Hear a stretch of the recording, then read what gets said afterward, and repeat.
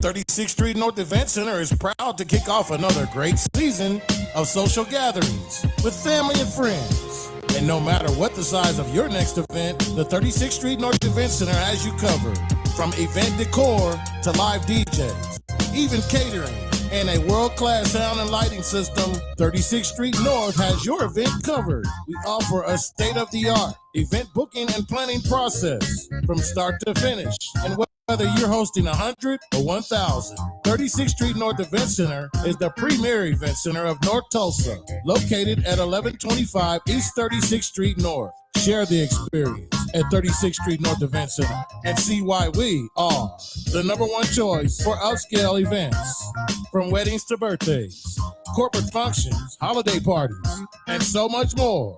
Visit us today at 36theventcenter.com or call and reserve your spot at 918-200-9046.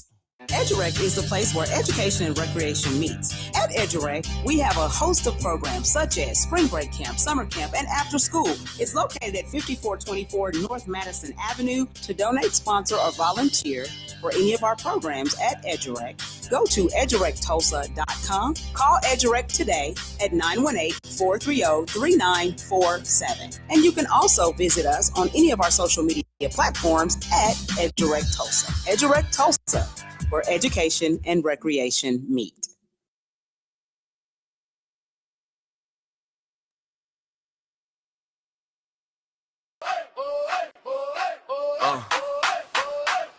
Alarm off. Cat alarm. Turn this up.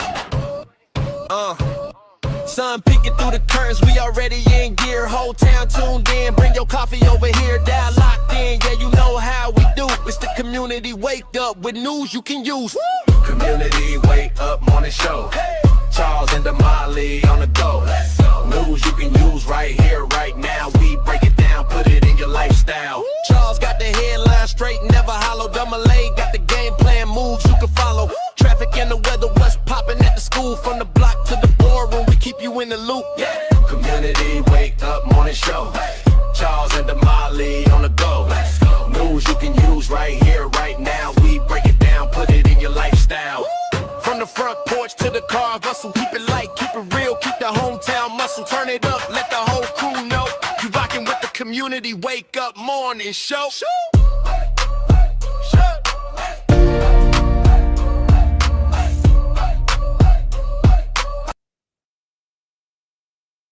Good morning, good morning, good morning. Welcome to the Community Wake Up Morning Show with Charles and Damali. We are in the building, y'all. Yeah. I am Charles. And I'm Miss Damali. And we are here to deliver the news you can use, culture, and conversation that moves community forward every single day. So today, our theme is consistent growth. We'll be providing listeners with valuable information about our theme and what it means to community. The goal is to inform, empower, and connect community. And to build a stronger, much more smarter, and a much, much more engaged community. Welcome on this hump day to Community Wake Up with Charles and Damali. We local, we national, international. We at Grandma's table and we cooking up something for y'all today. Boy, I can't wait, Damali, to get to this show. Y'all locked in on NYCU.FM radio station where we play today R&B and them throwbacks. You also locked in locally because we syndicated on KBOB 89.9 FM where we get to tell our story our way. Hey, the Juice Radio Show. It's summertime, y'all. Let them high school kids find something to do. Yes. Go over to 1216 North Lansing Avenue, Suite D. Go see Uncle Bobby E. He also got a concert that's coming up this Saturday. That y'all gonna have to stay tuned. We're gonna tell you about that later. You need to get your tickets. And I think the tickets are free $99. Free $99. Uncle Bobby, look. Boom, all day, every day. Boom, boom, boom. Yeah. Uncle Bobby. Do. You want me to sing? I'm no, gonna be a background singer. No. Uncle Bobby. No. Let me be a background singer. Me and Steven. Steven got his suit. Steven got his hat. We got some lokes. You can be Damali, you can be the hype man. Damali, you be in the middle.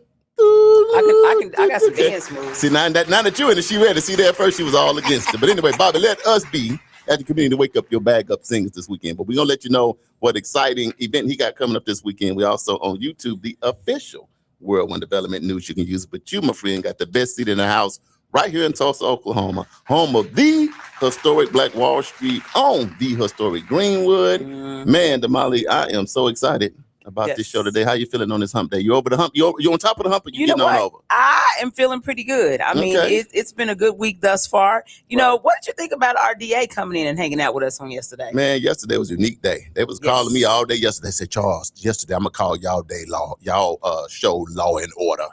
Because you got to think about it. When you watch all of those law and order shows, you investigate all the way back to Perry Mason. Well, here we go. We're going to take it to the DA. But then how does it feel, not just him being in yesterday, man, we from 2013. Yeah. Our very first, I said it, our Village Kids Club was the very first program we had at EduRec. And for the first year, the DA came and read to the kids the first Saturday of every month. Faithfully, he would beat us down. I'm like, hey, Steve, what you doing? Yeah. Man, Marva told me I must be here. He might have did about a year and a half. But nevertheless, you know, the thing about the DA coming in is when you're in positions and you're a local official or you're a DA, you're a mayor, councilor, senator, state rep, man, you get it all.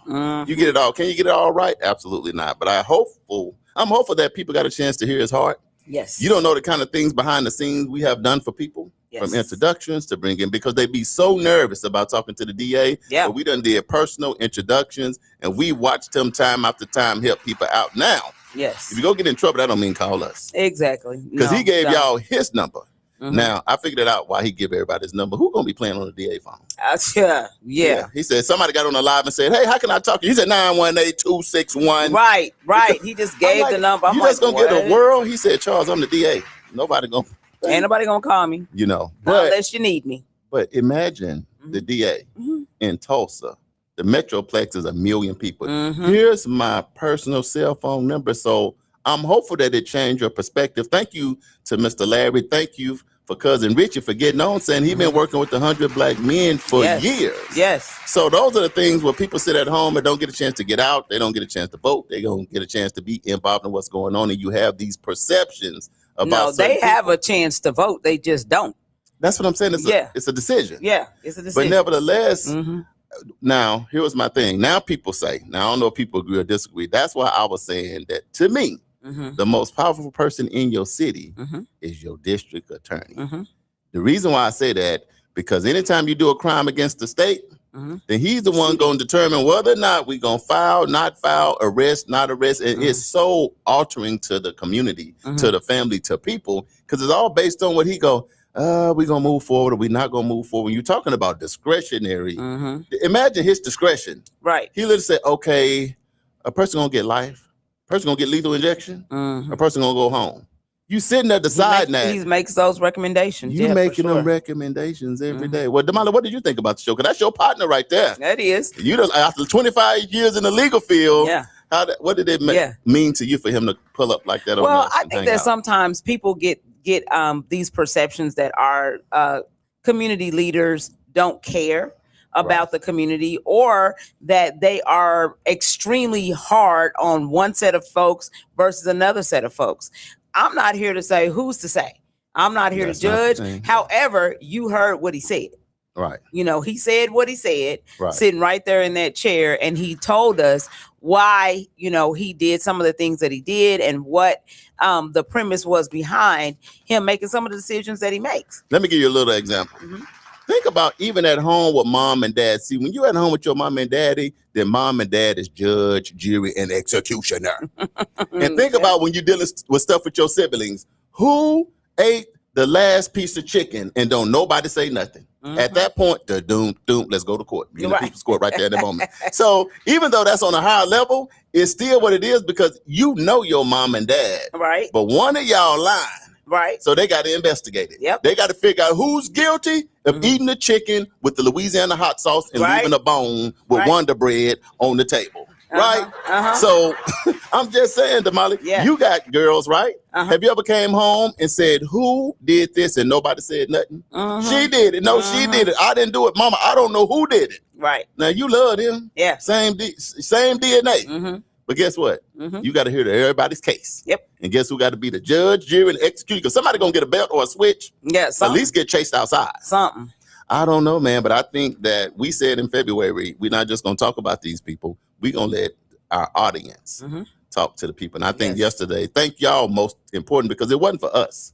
And yeah, and It was you for guys, some community. of you guys have really good questions, and that's what we say. Bring your questions to the table. Right. Don't always sit there and pass judgment on somebody before you even have a conversation with them. Right. And in some instances, you're not able to get in the same room with some of these people. So that's why there's the community wake up, so that we can bring these people to right there to you in your home, or in your car, so make sure that you take advantage, make sure that you are taking advantage of any of the community convenings that are happening around the city, because we try to let you guys know what's going on so that you can at least partake, show up, be present in the moment, be able to ask your questions, be able to get clarity and understand what it is that's happening in our community, so that now you don't have to say, oh, I didn't even know that was happening. Well, yeah, you did. Here, we told you about the meeting 3 months ago. Right. Can I ask the people on the live, what did y'all think about us having, because we've been having Lieutenant DeLorean Sanders for 7 years. I mean, he's 30, so we big on that relationship between our police officers and our community. Right. We feel like that's sometime a bridge that feel like we don't cross, you stay over there and we gonna stay over here. Right. But we know that's not gonna work. Right. So what do y'all think about the DA being in? Did you feel like he was genuine? He asked questions? Because like I said, we brought him here mainly for you, Damali, because everybody still get a chance to make their own impression. Now, for all of you that text me on the side, now I had 300 text messages on the side. Ask him, am I accessory if I just put gas in the car? Listen. You should ask. You should ask your question. Somebody was gonna yourself. say, if I just help them fuel up for what they went and did, am I accessory to the crime? Oh no, right. I didn't do nothing. I wasn't even in the car. I gave them the gas. I kind of knew what they was doing, but I kind of didn't know. But I feel like they're looking for me. Listen, we were criminal justice majors. Yeah. Okay. Yeah. That was a long time ago. And laws change every day. So don't call us asking us no questions about no laws. If you got a question, you need to call the DA, and he gave you his number. I think it's two things you got to always consider when something go down: intent and what was in your heart. Yeah. Intent and what was in your heart. Because I can say this. An old wise man told me this, and I'm asking you what you think about it. He said, Charles, what's the difference from doing what's right and doing what's good? Because there's such a fine line between what you're doing what's right or doing what's good. When somebody asks you that, the difference, I'm gonna ask the people on the line and see what they're gonna say. They probably, Charles, I ain't answering that. But when it comes down to doing what's right versus doing what's good in the moment, how do you separate the two when it's such? Your best friend come and say, ooh, we, I know that's your daddy money, but if you don't let me get $20 out of his wallet so I can go pay my light bill, because I'm going to pay him back by Friday, because you don't want me in the dark lighting candles. That's when you got to figure out, am I going to do what's good or am I going to do what's right? You work at KFC and your friends say, I got 5 kids, but 3 pieces of chicken. But if you just give me 2 more, I ain't gonna tell nobody. Is that a real scenario? Yeah. And if you give that, okay, now am I gonna do what's good or do what's right? Because the chicken gonna be good to the other 2 kids that they ain't gonna have nothing but a bone. Right. But the separation between doing what's good and what you think about good and right, because I know you done made a couple decisions, Damali. Yeah. How do you unpack good and right? Well, I think that you have to think about consequence. Either way.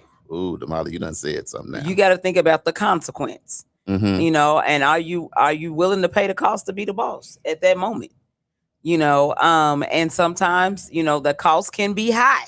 When you said that, now see, it's only gonna be for the old school people, but soon you said pay the cost to be the boss. Oh Lord, he gonna start singing You hear that, James Brown? You gotta pay you said it, I didn't say it. I did. Let me say it. Hold on. I'm He killing me. How you gonna start going? All that you need to say is pay the cost to be the boss.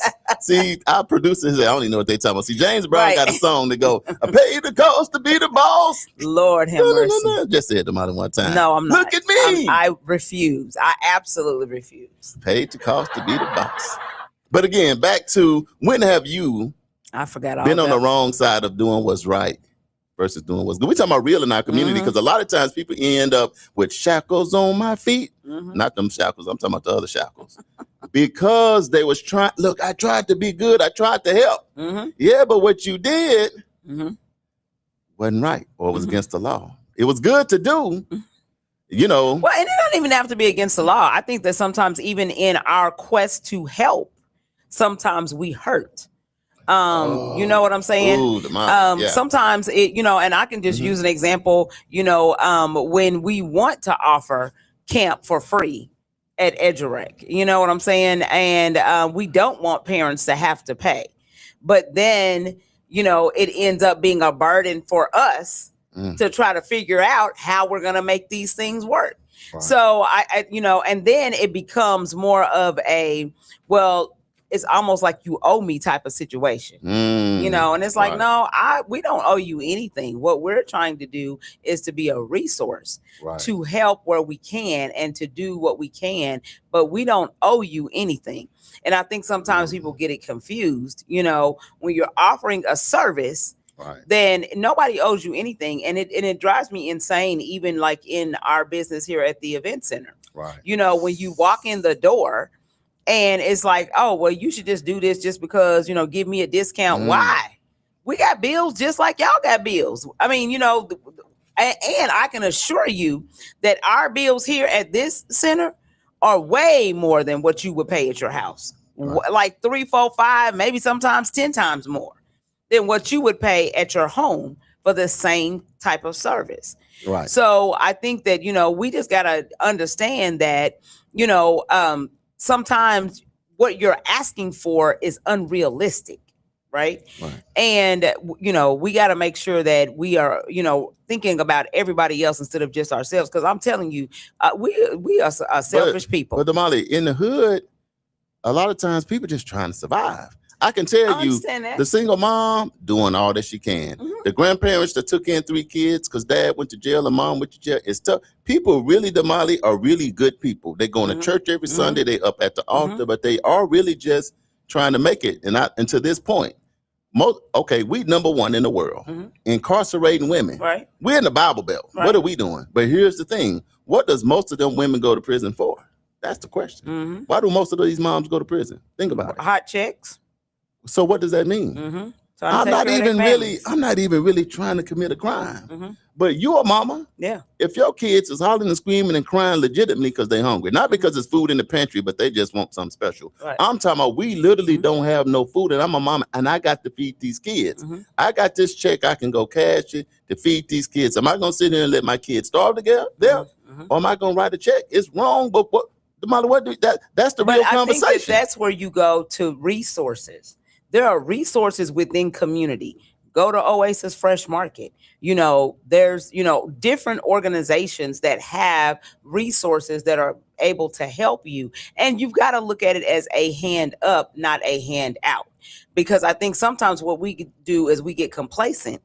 And we're like, oh, well, I'm going to go over here because on Tuesdays they give away food over here. And I'm going to go to the Dream Center over here because they give away on Thursdays. And I'm going to go over here. You start doing this and you make a circuit instead of figuring out what you need to do to become a better, more productive. Listen, let me use myself as an example. Ooh, been there, done that. I'm always using me because, you can't tell me about me. Right. But when I started out in the law profession, I started out as a file clerk. If you know anything about the law, if you're a file clerk, that is the bottom of the barrel. That's like the lowest job that you can get in a law firm, because it doesn't really require any educational skill. It is basically you just getting papers and you filing them away. That's really all you're doing. And I started out as a file clerk, worked my way up through consistency, learning, educating myself about the law, because I had never, not one day, been in a law firm. Right. Through consistency and all of that, worked my way up to a legal secretary. Right. When I got there, I figured out all of the things and learned, was continuing to be a sponge, soaking it all up and learning everything that I needed to learn. I was in charge of 3 different attorneys.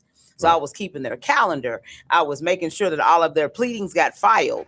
I was sending out correspondence. I'm answering the phones. Sometimes I was answering the phones for the receptionist when she, took breaks and went to lunch and things like that. But then I cross-trained in different areas. So, sometimes I'm working in workers' comp, where instead of being in my regular area of family law or wherever I was, so I'm cross-training. So I knew different areas, so if I needed to move around, I could.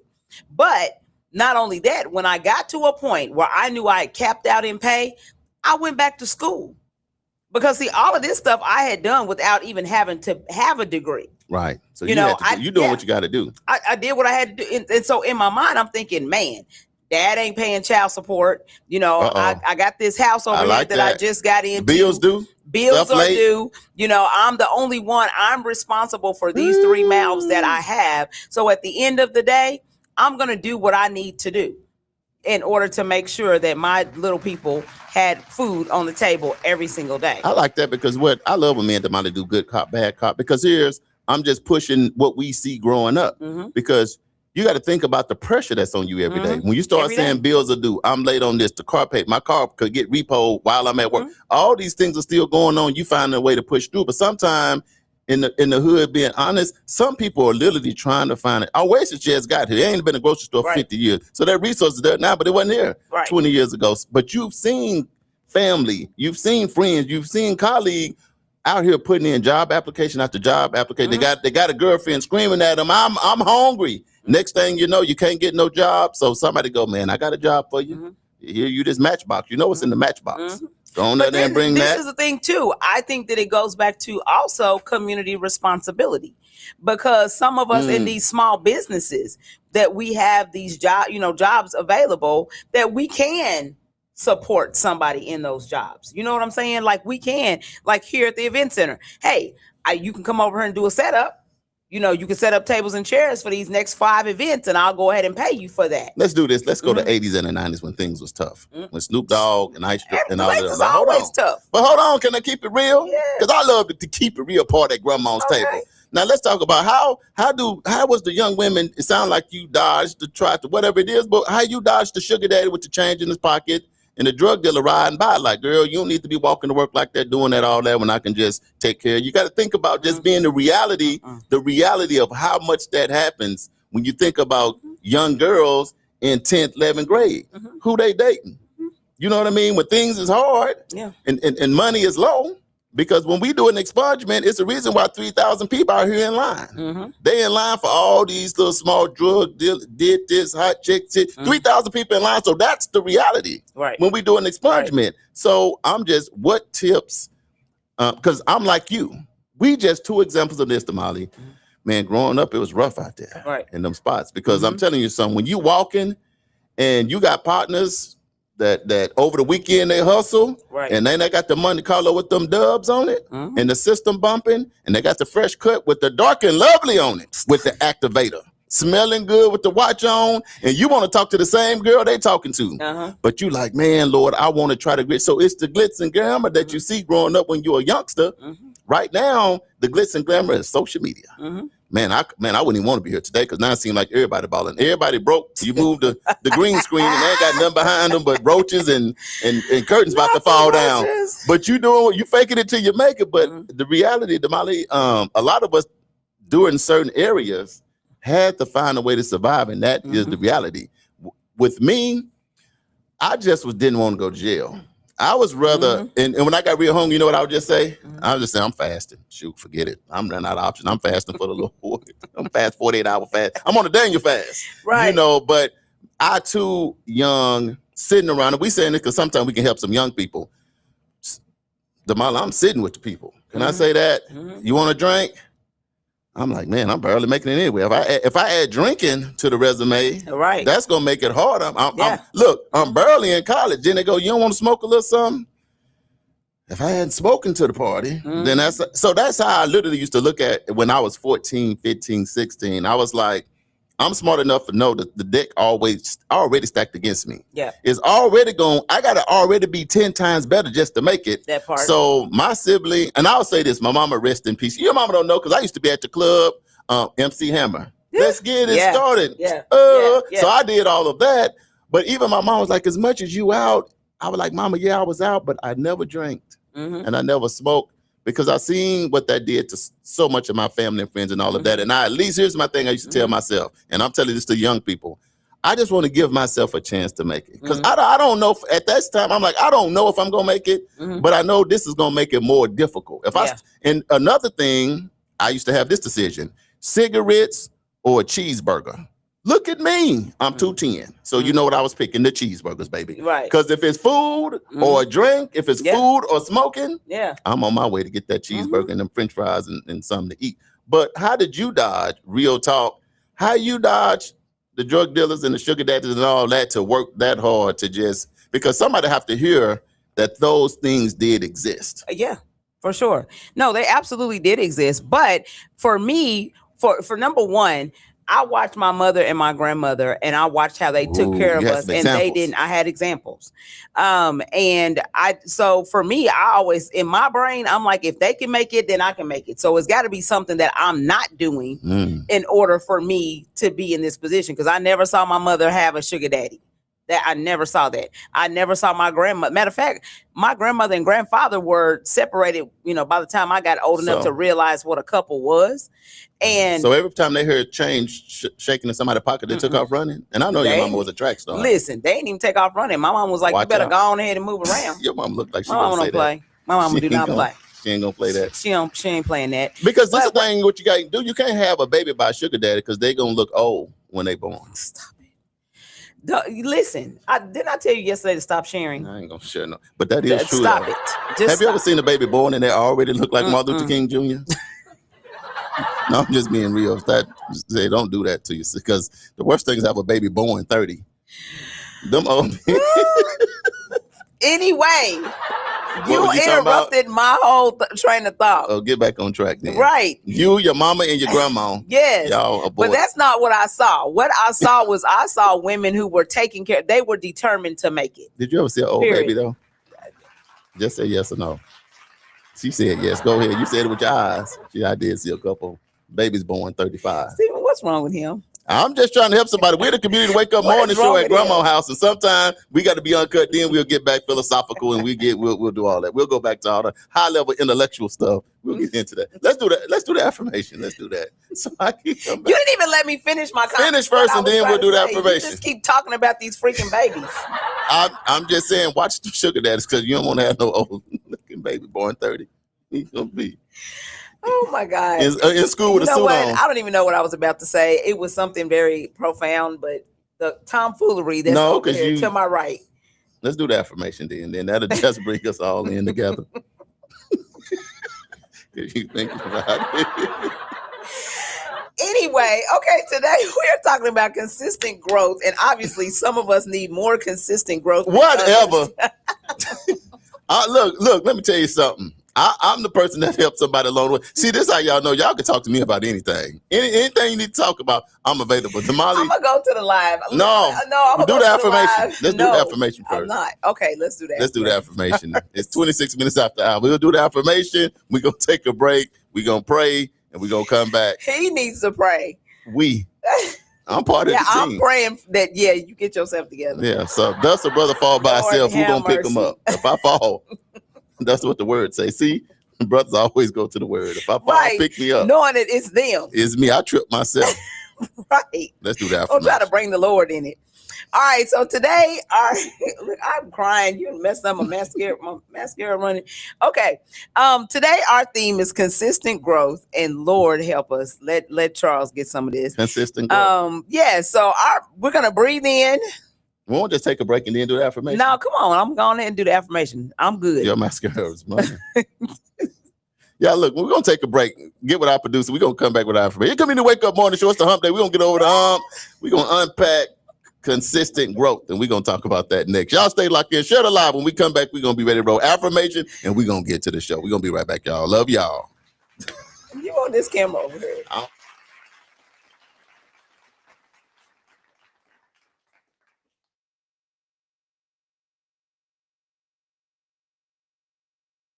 EduRec is the place where education and recreation meets. At EduRec, we have a host of programs such as Spring Break Camp, Summer Camp, and After School. It's located at 5424 North Madison Avenue. To donate, sponsor, or volunteer for any of our programs at EduRec, go to edurectulsa.com. Call EduRec today at 918-430-3947. And you can also visit us on any of our social media platforms at EduRec Tulsa. EduRec Tulsa, where education and recreation meet.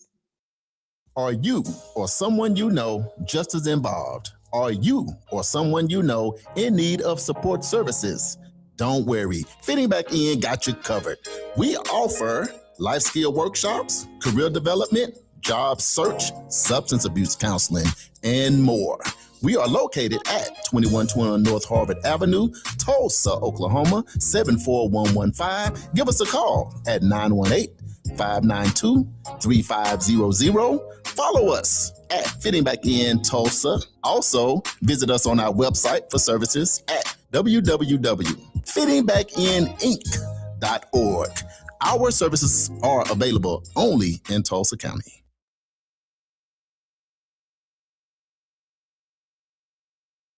The 36th Street North Event Center is proud to kick off another great season of social gatherings with family and friends. And no matter what the size of your next event, the 36th Street North Event Center has you covered. From event decor to live DJs, even catering, and a world-class sound and lighting system, 36th Street North has your event covered. We offer a state-of-the-art event booking and planning process from start to finish. And whether you're hosting 100 or 1,000, 36th Street North Event Center is the premier event center of North Tulsa, located at 1125 East 36th Street North. Share the experience at 36th Street North Event Center and see why we are the #1 choice for upscale events. From weddings to birthdays, corporate functions, holiday parties, and so much more. Visit us today at 36theventcenter.com or call and reserve your spot at 918-200-9046. You know what? It's really not that bad being up at 5 a.m. Damali, you know what?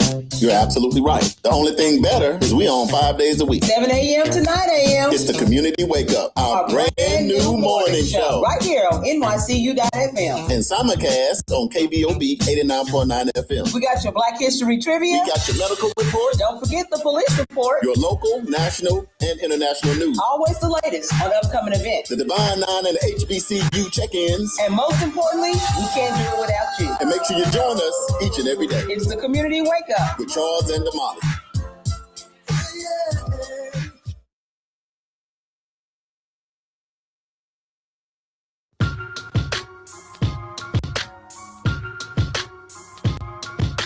Is that beating right? I'll get another song. That song right there. Check me out. Check me out. See, that's what I'm saying, because you're trying to rap.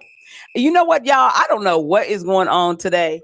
Charles, I must have got too much sleep last night or something. I got my portion of rest. Lord have mercy, because this show, I can just already tell you, we ain't gonna be on task. We're gonna be on task. I'm back focused. He said I'm back focused. Okay, Welcome back to the Community Wake Up Morning Show for you new people with Charles and Damali. We live in Tulsa, Oklahoma, home of Black Wall Street on the historic Greenwood. We appreciate y'all tuning in on NYCU.FM. Tuning in on KBOB 89.9 FM, where we tell our story our way. And also the people on YouTube, the official Whirlwind Development News you can use. But you're back live in studio with Charles and Damali. We're going to have a great conversation about consistent growth. See how professional that is? I'm back on track. I tell you, just give me a break. I took a little small break. I'm back. I'm back professional. Y'all have no idea the ridiculousness that's happened over the break. But anyway, so we're going to go ahead and we are going to go to the live. Just affirmation or to the live? No, we're going to go to the live because I want to go ahead and get this out before we get started with the affirmation and get back serious. Let's go. Okay, so Mom is watching. Hey, Mom. Good morning. Welcome and so is AJ. Mr. Energizer in the house. Pearlie Newton says, good morning, family. Good morning. What's going on, cousin? Love you. Miss you. And AJ says, what's happening, family? It's on and popping at the early morning community wake up on this hump day Wednesday with Big Rock Charles Harper and Queen Damali Wilson. Let's get it, family. Absolutely. And turn it up. Thanks for the love, AJ. Richie says, good morning. Hey, good morning, cousin. Welcome to the show. Yoli says, good morning. Yoli, what's up? Mm-hmm.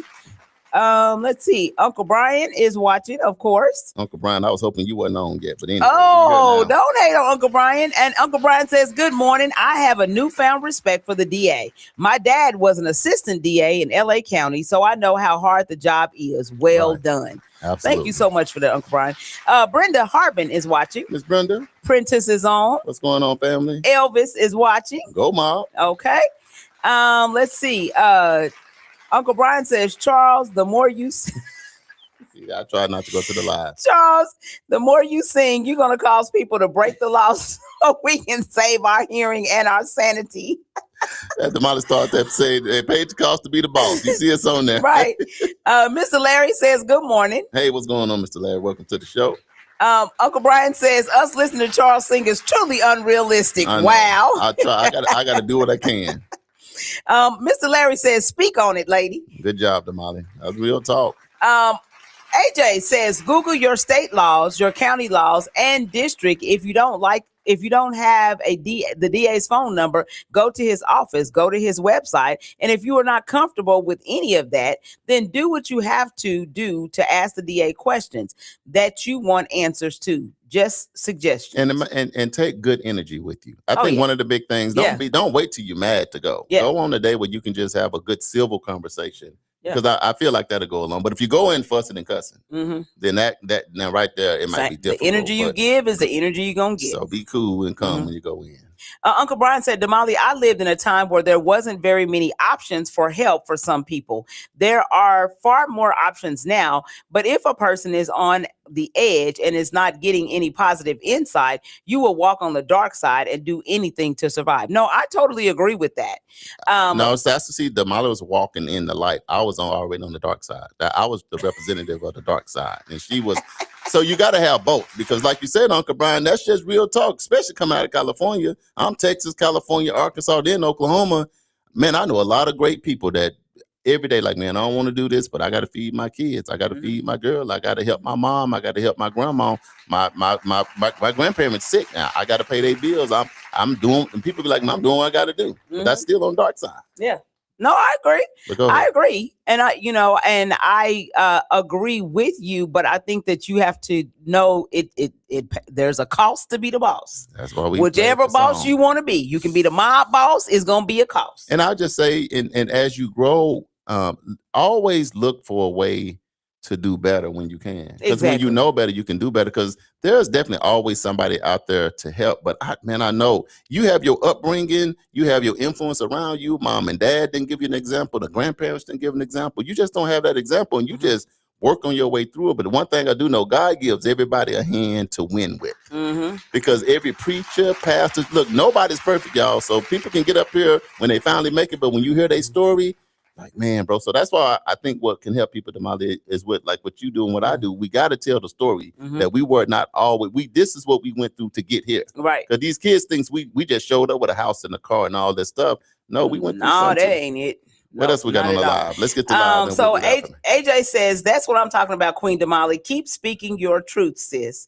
Uncle Brian says it's easier now to survive than back when there were very few options for us. Still, it's all about who and what you know. And I totally agree with that.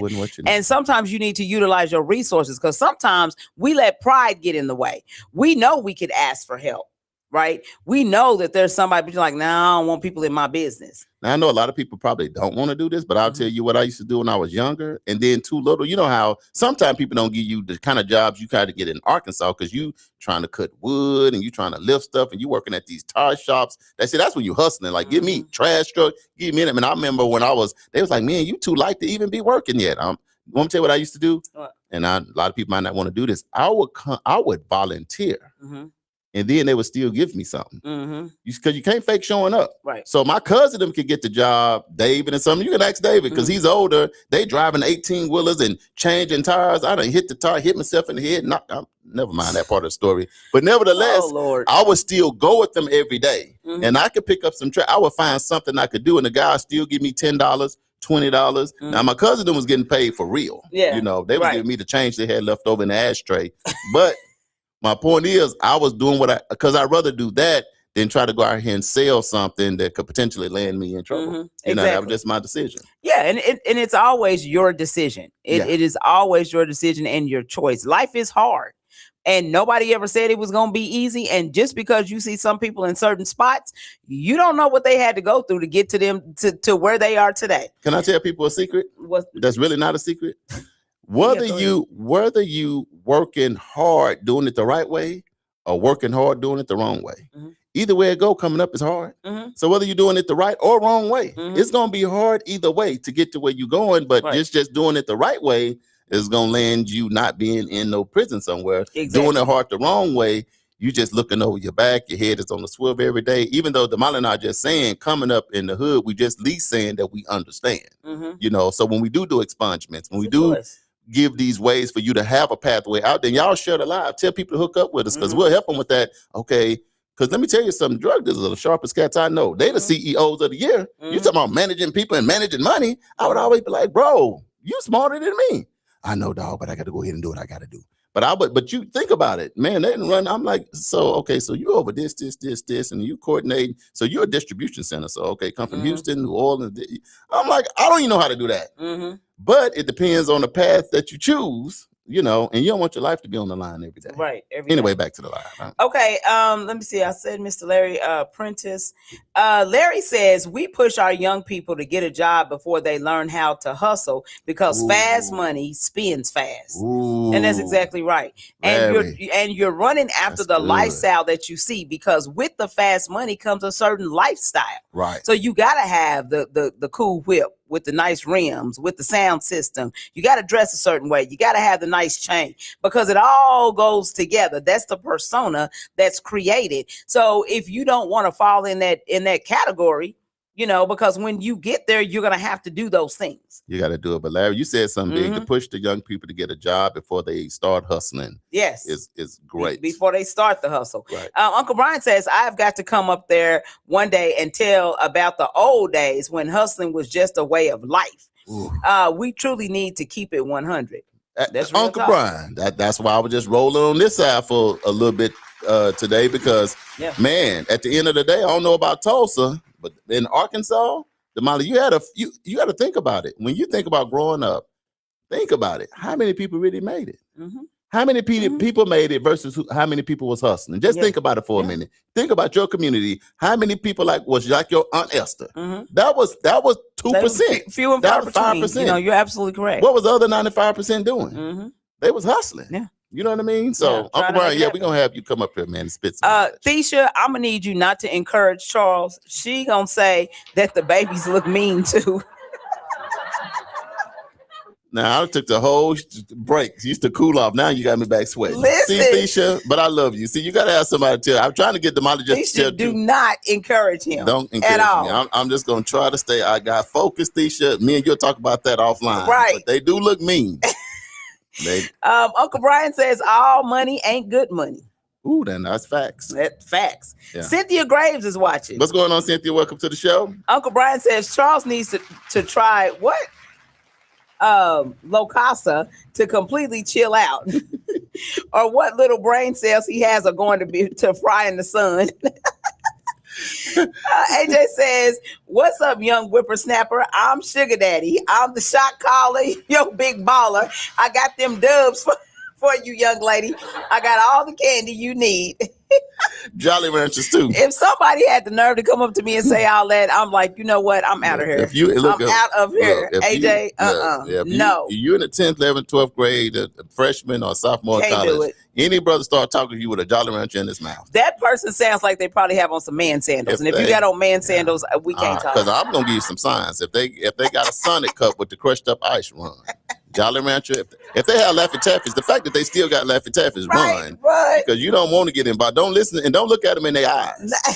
don't make eye contact. Because if you make eye contact, they're like, you know I'm all right. So don't make eye contact with the sugar daddy. Cousin Courtney is on. What's going on, cousin? Princess said, good morning, Charles. Your head looks a little lighter without the crown. Don't worry. He said, don't worry, myself and the other winners from yesterday will wear it proudly. You have another chance to win it today or just lose again. I'm getting it. Look, I still got the winning streak. See, I always go to throwback. Yeah. I always fall back to once deflection. was. It's always the deflection. I'm like the Dallas Cowboys. Well, you remember back 92, 93, 94. Keep the glory days before you. Right. Courtney says, good morning, family. Hey, what's going on, cousin? The Unity Center of Tulsa is watching. What's going on, Unity Center? Welcome to the show. We appreciate y'all tuning in. Teresa says, Grand Rising. Teresa, I hope you didn't hear none of that stuff I was talking about earlier, but welcome to the show. Marquise said, let's go. Good morning. Marquise Jr. is on this morning. Well, what's up, Marquise Jr.? What's happening? What's going on? 2 generations is in here. Exactly. Eli Grayson said, on my way there. Eli, you coming? Come on, get on up. Eli's supposed to be here today. Yeah. He on the way. He on the way. And we're going to talk. Look, let me tell y'all something. Let me tell you something. We're going to talk about that tribal stuff today. Mm-hmm. We got Eli locked in. Because here's the thing. Mm-hmm. I don't want. Can I give a little bit of it away? No. A little bit? No. Look, just wait until Damali going to do like I did on DA. Let me tell y'all something. No, I'm not going to give nothing. Now, what I'm saying is get your pen and your pad out is all that I'm saying. Okay. Yep. Because the Eli be here in a minute. And what we're going to talk about, we tell y'all these special guests, we don't going to just talk about them. We're going to bring them in the station. So get your pen and your pad because this is money being missed that you got to have. He'll be here in a minute. We've been kind of clowning this morning and talking just a little Eli, bit. Texas, but Eli is Texas, when you get into you cannot, if you ain't never heard of this guy, you finna meet one. He famous. He's a real one. He's a real one. Mm-hmm. How many cuss words we going to give him? One cuss word every 5 minutes. So y'all know the show is live. I'm just going to say it Take right the pastor to the door. The show is live. And you might have to give Eli one like every 10 minutes. A little one. And especially if he get worked up, if he get mad. So don't y'all work him up on the live. Let's do that part. Yeah. Okay, okay, so here we go. Vicky Carter says, when you know better, you do better. Be positive. Amen. Amen. I agree with that.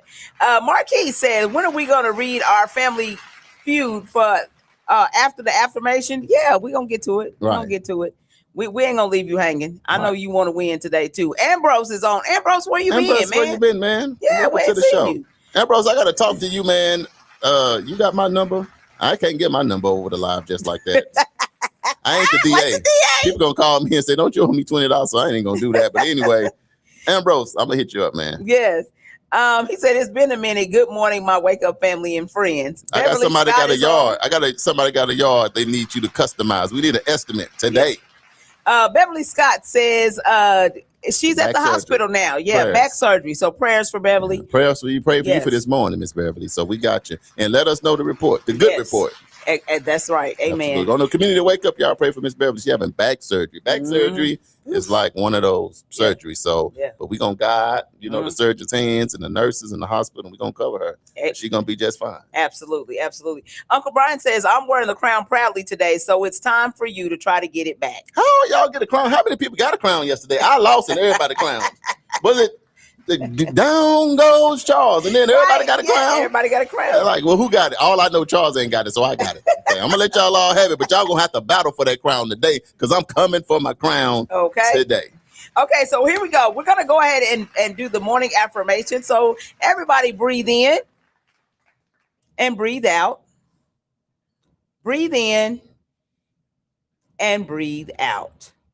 Okay, so this morning's affirmation, we are talking about consistent growth. So it says, I grow daily through effort, learning, and persistence. So let's break that down. The first piece says, I grow daily. Growth is a continuous journey, not a one-time event. Every day is an opportunity to become wiser, develop new skills, strengthen your character, improve your relationship, and move closer to your goals. Even small improvements add up over time. Every day is a chance to become a better version of yourself. The next piece says, through effort. Growth requires action. Effort means giving your best, staying committed, working hard, taking responsibility, and doing the work even when it's challenging. Dreams become reality through consistent effort. Success doesn't always happen by wishing, it happens by working. And the next piece says learning. Learning never stops. You can learn from books, mentors, experiences, successes, mistakes, and other people. People who continue learning continue growing. Every experience teaches you something if you're willing to learn. And the last piece says, and persistence. Persistence means refusing to give up when obstacles appear. It means staying focused, bouncing back from setbacks, adopting when necessary, continuing even when progress feels slow. Persistence often separates those who dream from those who achieve. Keep going even when the journey is difficult. So, what does this mean to community? Strong communities are built by people who never stop growing. When individuals commit to learning new skills, improving themselves, working hard, and persevering through challenges, they become better leaders, better neighbors, better parents, and better citizens. Their potential growth contributes to the growth of the entire community. When you grow, your community grows with you. So the Black Wall Street lesson is the leaders of Black Wall Street didn't achieve success overnight. They built thriving businesses and institutions through years of hard work, continuous learning, disciplined decision making, and perseverance through adversity. Even when they faced discrimination and limited opportunities, they continued learning, improving, and building. Their persistence created one of the most remarkable examples of Black entrepreneurship and community development in American history. Their success came from their never giving up on growth. So the bigger message is this affirmation is about consistent effort, lifelong learning, resilience, and continuous growth. Because lasting success isn't achieved by talent alone, it's achieved by people who are willing to work, learn, and keep moving forward every single day. So the takeaway from today's affirmation is I choose to grow every day through hard work, a willingness to learn, and the determination to keep going. Every step I take today prepares me for greater opportunities tomorrow and strengthens the legacy that I leave for my community. And this has been this morning's affirmation, which was brought to you by Build in Tulsa. Damali, that was a heavyweight. You've been doing your thing on these affirmations. When you just the fact when you say consistent growth. Yeah. You know, Rome wasn't built overnight. Nothing you're gonna do is gonna be fast. Yes. And before we get our special guest in here, he normally don't even get up early in the morning. He up early for y'all. Y'all just don't even know. Y'all in for an absolute super treat. I can't wait to Eli get here on the show. But Damali, when you think about consistent growth, let me ask you this, and I'm gonna ask y'all this on the live, and we'll unpack this just a little bit, then we'll get Eli in here, and we're just gonna have fun and learn a lot. So Damali, I'm gonna ask you on the live, and y'all, who do you accredit for most of your growth? A lot of times our growth, man, we ran into somebody, like the DA said, he had a partner that was a buddy, and they really just set him on a path to his success. You know, we all got mama and daddy, grandma, but who is a person that you say, man, when I think about a person that helped me be consistent in my growth as to where I was going, you know what? It was this person with this opportunity that said, I see this in you. Can you do this? And that made you make a hard pivot, and you literally just stayed on that track all the way till you just kind of got here. And it could be a person that you barely knew. So I would say that the person that did that for me, and that just kind of helped me as far as career wise, was Chris Rhodes. He was the managing partner at Rhodes, Hieronymus, Jones, Tucker, and Gable. Right. And he was What's his name again? Chris Rhodes. Chris Rhodes. And he was the person who called me. I actually went to do a temp job at the law firm. And I didn't know nothing about law, I don't think I had ever been in a law firm at that point. So this is a temp job just to pay some bills? Just to pay some bills. You know, I was working for Express Temporary Service. I'll never forget it. Right. And so this was a job, and they were like, hey, we need you to go and do this. So I go, and the reason I did so well was because they offered me unlimited overtime. Oh, and you needed the money. And I needed the money to take care of my kiddos. And so I worked. You know, they told me I could work on Saturdays, Sundays, weekends. Shout out to my mama, because my mama kept my kids for me and made sure that they got back and forth to school and all of that. I was clocking them made me think about that song, Sunday, Monday, Tuesday, Thursday, Friday, Saturday. Uncle Brian, here you go again. Monday, Tuesday, How much you say you was working? Sunday, every day. Monday, Tuesday, Wednesday. I didn't even say all that. You wouldn't stop. Look, you could have been I was. So you was hustling. Truth be told, I was hustling, but it was a legal hustle.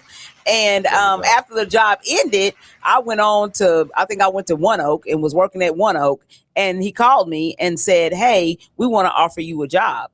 Right. And I said, me? I don't know nothing about law. I'm like, I think you messed up. And he was like, no, you have the determination and you work hard, and we saw how you worked. Right. And so because of the way you went about your work, we want to offer you a full-time position as a file clerk. Right. And so that's where I started, down in the basement as a file clerk. And then just kind of move, work, and the rest was history. So this gentleman that you really didn't know, wasn't part of your family, nothing. He seen something in you and said, Damali, I think you would do. And that just put you on a 25-year career, and you just kept on going. And that's what I'm saying. And I ended up going to college. And then you ended up going to college, and getting a degree, graduating with honors, getting all these awards. And that built, and then by you doing that, it built something else. Now your foundation has expanded. And now the whole world get to see you, local, national, international, traveling all over the world, influence, speaking before Lowe's and all of this stuff came from a guy that didn't know you from nobody. And what I'm saying is God will put somebody along your way. If you working, you said I'm hustling at this time. That's why I was talking about that earlier, like Uncle Brian was saying. Sometimes we just hustling trying to make it through, but I'm saying God gives us all a hand to win. But since you was trying to hustle the right way, because you could have been hustling as hard on the streets. Like, man, I'm gonna do this. But instead, you got a legal hustle. It was a lot of hours. Then boom, God said, okay, I see what you're doing. So here's this guy that somehow he just looked at you and said, Damali, do this, and then kaboom, just like that. So I'm asking y'all on the live, who is a person that you may have thought about, be like, man, but I talked to this brother that was in high school, college, somebody at a grocery store. I ran into somebody that dropped some on me. And from that, especially people that went to the service, every now and then you be going around, somebody say, hey, you be good for the Navy. You ain't never thought about the Navy, the Army, Marines, and nothing. Somebody you go into the office, you get recruited. Next thing you know, you had a career for 30 years from a guy that didn't know you you was a young lady way over here. And some person seen you and said, I think you would be good at this. And you took them up and you just, you ain't thought about it no more. I'll say one person that set me on the course, shoot, my coach Rosenberg that you met. Man, I'm in high school clowning like I'm clowning on the show. You know what I'm talking? Like I'm clowning on the show, now doing I see why you got kicked out in all them grades. I got kicked. Now you see why they did. I was just trying to do the best that I could. I'll start cracking jokes that I didn't want to read because I couldn't. I'm like, those, and those that ain't gonna do right. Let me tell a joke. Right. I can read now. Look, I graduated with honors. I made it. But anyway, the point is this. I remember my coach was like, Charles, I know you do this, but I know you're good-hearted. And you are a great athlete. And that could just be your ticket. I think you could go to college. And I was like, man, you sure? You see, I told you I showed up with college with nothing. And didn't have to go find all my pillows and comforters and stuff. But anyway, he did make me think, and I took the classes. I had to put in the work. But he didn't have to do that, Damali. And now, 34 years later, he calls me and I'm the keynote speaker at my high school.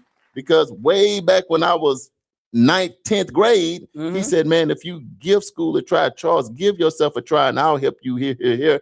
That just set me on a whole different path. Now, here's the thing, Damali. Now, you're going to run into some pit stops along the way. Always. You know what I mean? So along the way, it's a lot of other people. I can mention a lot of people along the way, but sometimes it's good to pay homage, you know what I mean, and give kudos to those people that, for whatever reason, and sometimes it can be a cousin, auntie. I'm telling you somebody else that helped me.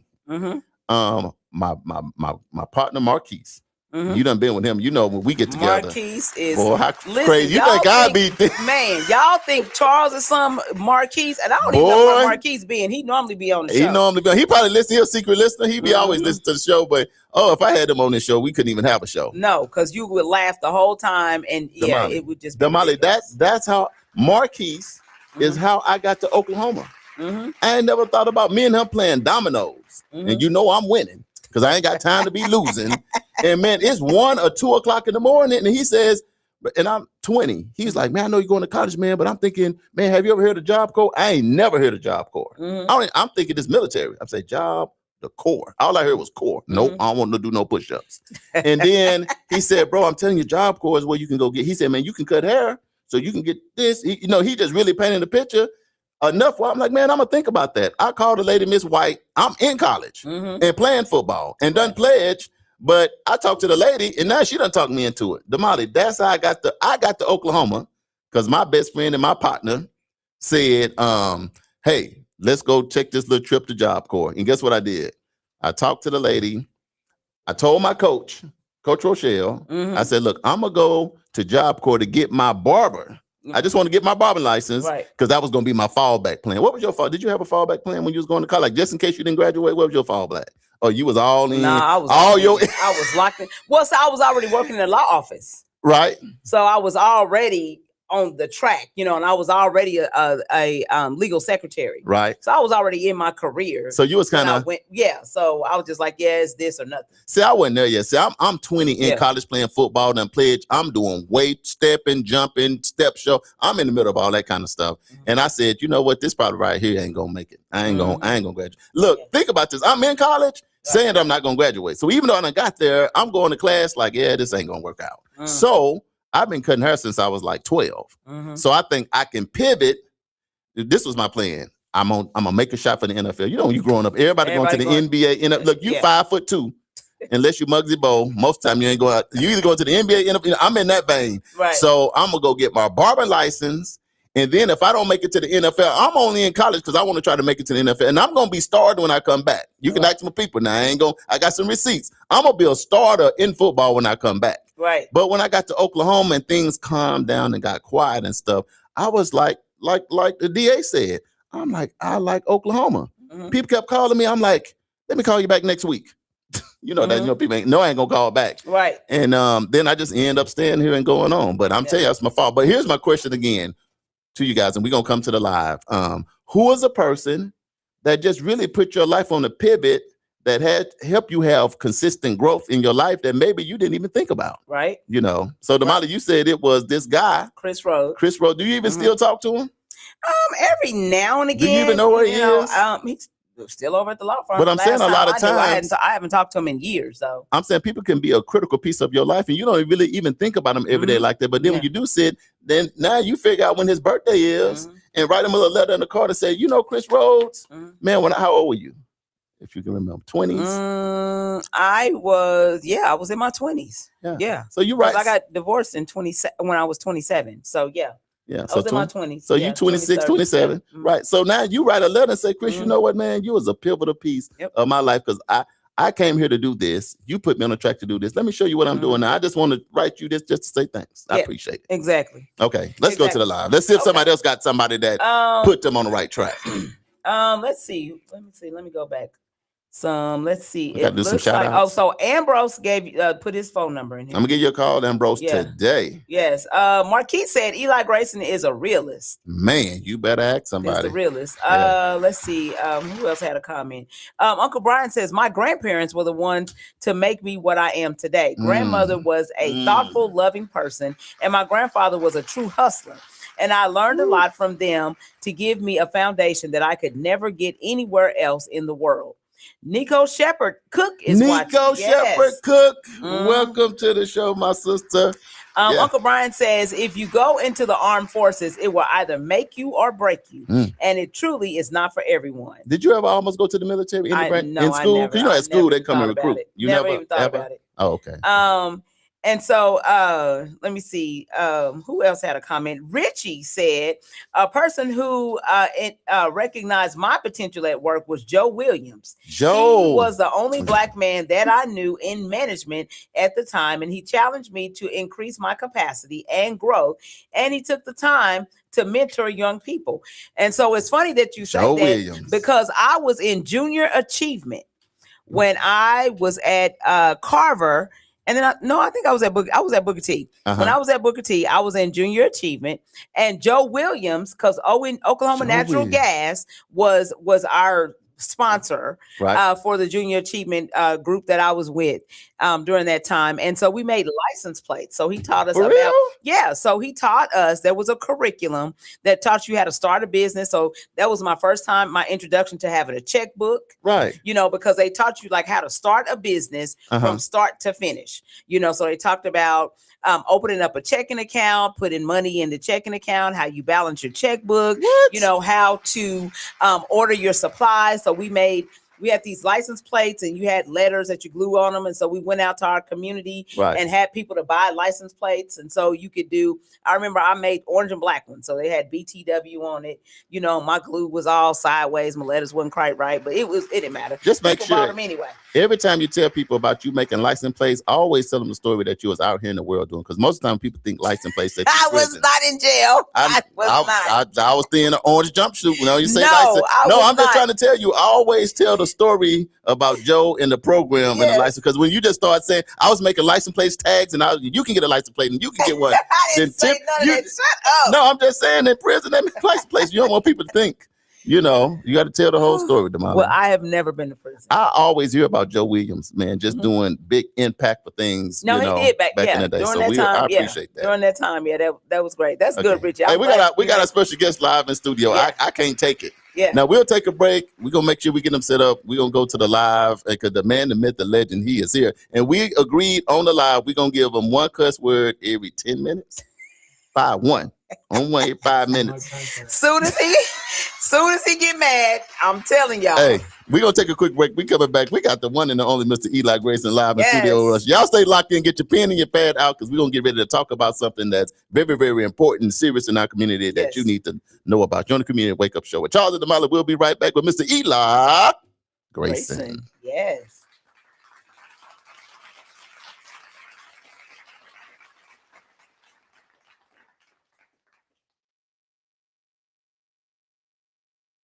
The 36th Street North Event Center is proud to kick off another great season of social gatherings with family and friends. And no matter what the size of your next event, the 36th Street North Event Center has you covered. From event decor to live DJs, even catering, and a world-class sound and lighting system, 36th Street North has your event covered. We offer a state-of-the-art event booking and planning process from start to finish. And whether you're hosting 100 or 1,000, 36th Street North Event Center is the premier event center of North Tulsa, located at 1125 East 36th Street North. Share the experience at 36th Street North Event Center and see why we are the #1 choice for upscale events. From weddings to birthdays, corporate functions, holiday parties, and so much more. Visit us today at 36theventcenter.com or call and reserve your spot at 918-200-9046. EduRec is the place where education and recreation meets. At EduRec, we have a host of programs such as spring break camp, summer camp, and after school. It's located at 5424 North Madison Avenue. To donate, sponsor, or volunteer for any of our programs at EduRec, go to edurectulsa.com. Call EduRec today at 918-430-3947. And you can also visit us on any of our social media platforms at EduRec Tulsa. EduRec Tulsa, where education and recreation meet. You know what? It's really not that bad being up at 5 a.m. Damali, you know what? You're absolutely right. The only thing better is we on 5 days a week. 7 a.m. to 9 a.m. It's the Community Wake Up, our brand new morning show. Right here on NYCU.FM. And simulcast on KBOB 89.9 FM. We got your Black History Trivia. We got your medical report. Don't forget the police report. Your local, national, and international news. Always the latest on upcoming events. The Divine Nine and the HBCU check-ins. And most importantly, we can't do it without you. And make sure you join us each and every day. It's the Community Wake Up with Charles and Damali.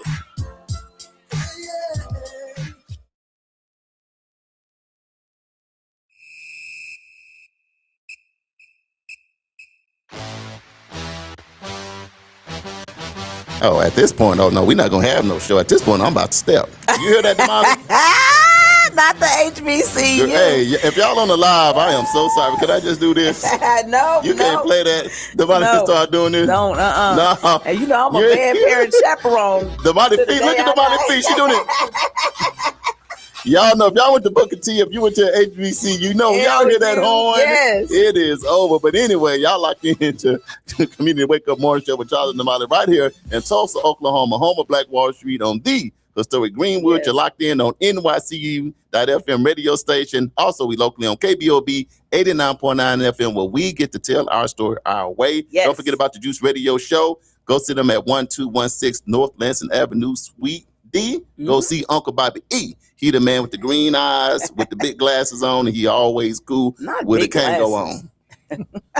Let your youth go check out our programs. We also live on YouTube, the official World One Development News you can use. But you got the best seat in the house. We had grandma table. We got a cousin that just pulled up, and we're going to have a real conversation in a minute. But Damali, before we went to break, we're talking about consistent growth. Yes. We talked about people along your way in life that put you on a pivot. Yes. They told you, I think you would be good at doing this. And it just set you on the track. And now 30 years later, you're still in there. Let's go to the live, see what else there's. Then we're going to announce our special guest. We're going to get to the topic. Okay, so Teresa says both of my grandmothers, they helped change my attitude about life because I watched a lot of things happen that were negative, especially in California. But Oklahoma was more family oriented. But my dad always said, keep a job, money, and your place. I like that. That's what I'm saying. I like that. Mr. Larry said Eddie Evans, Marvin Blades, and Art Williams. Man, you done named all the legends. That's the legends right there. That's the legend list. Yeah. AJ said my high school track coach, Richardson, Coach Richardson, he instilled in me the confidence and drive that I needed. How important is it to just have confidence in what you're doing? Good stuff, AJ. Look, Teresa said penitentiary chances, Charles. I'm just saying, you start saying them license plate tags. I'm like, girl, tell the whole story.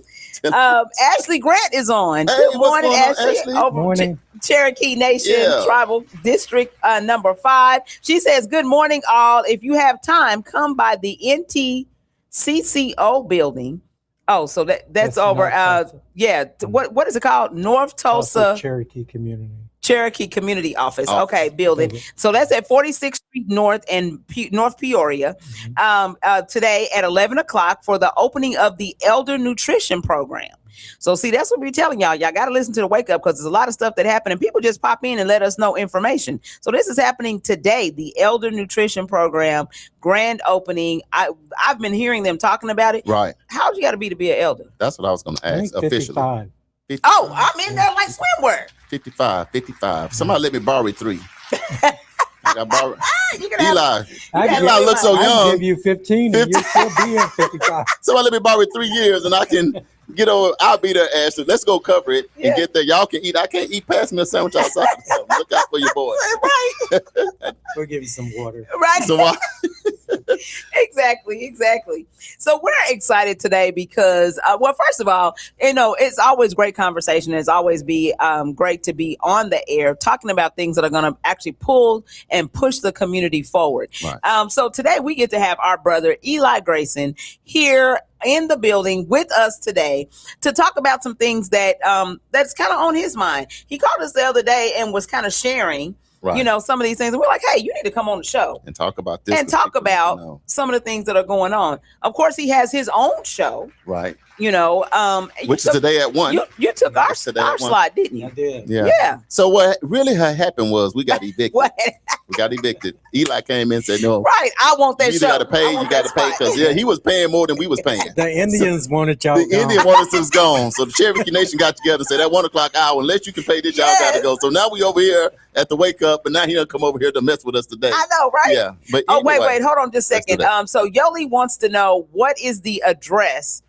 So Ashley, can you put the address in the chat so we can say the address over the live? So that everybody know how to get there. Yes, but it is 46th Street North and North Peoria. And if you coming down Peoria and you going north, and when you get to 46th Street and I'm giving you direction like we do in Arkansas. It'll be a church, and then there'll be a gas station. You'll see a lady that got a cane selling juices, and then that's how we get that.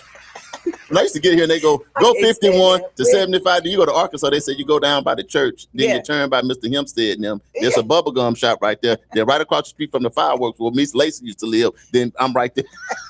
That's your direction. Okay, so Ashley said it's 1205 East 46th Street North. Thank you, Ashley. 1205 East 46th Street North. She didn't want to take my direction. Street North and Peoria. She didn't want to do none of that. All right. Without further ado. Yes. Is that how you say it? Without further ado. Yes. Mr. Eli Grayson, for the people that don't know you, just tell them just a little bit about yourself first, and then we'll get into the conversation. Well, first, I don't tell people I get up this early. We already told them that you don't get up this early. This is crazy. I have no makeup on. I almost forgot to put my teeth in my hat. I did all that. Yeah. God, how many cuss words I got? You're one every 5 minutes. I almost started off with one. Yeah, so I'm Muskogee Creek. I'm in Road Creek. I've been an unabashed supporter of Creek freedmen rights in the Muskogee Creek Nation, as well as the other 4 of the 5 civilized tribes, the freedmen rights. Most people don't know, a third of the black folks in eastern Oklahoma are freedmen descendant. Half of them have no idea because people don't talk about who their grannies were.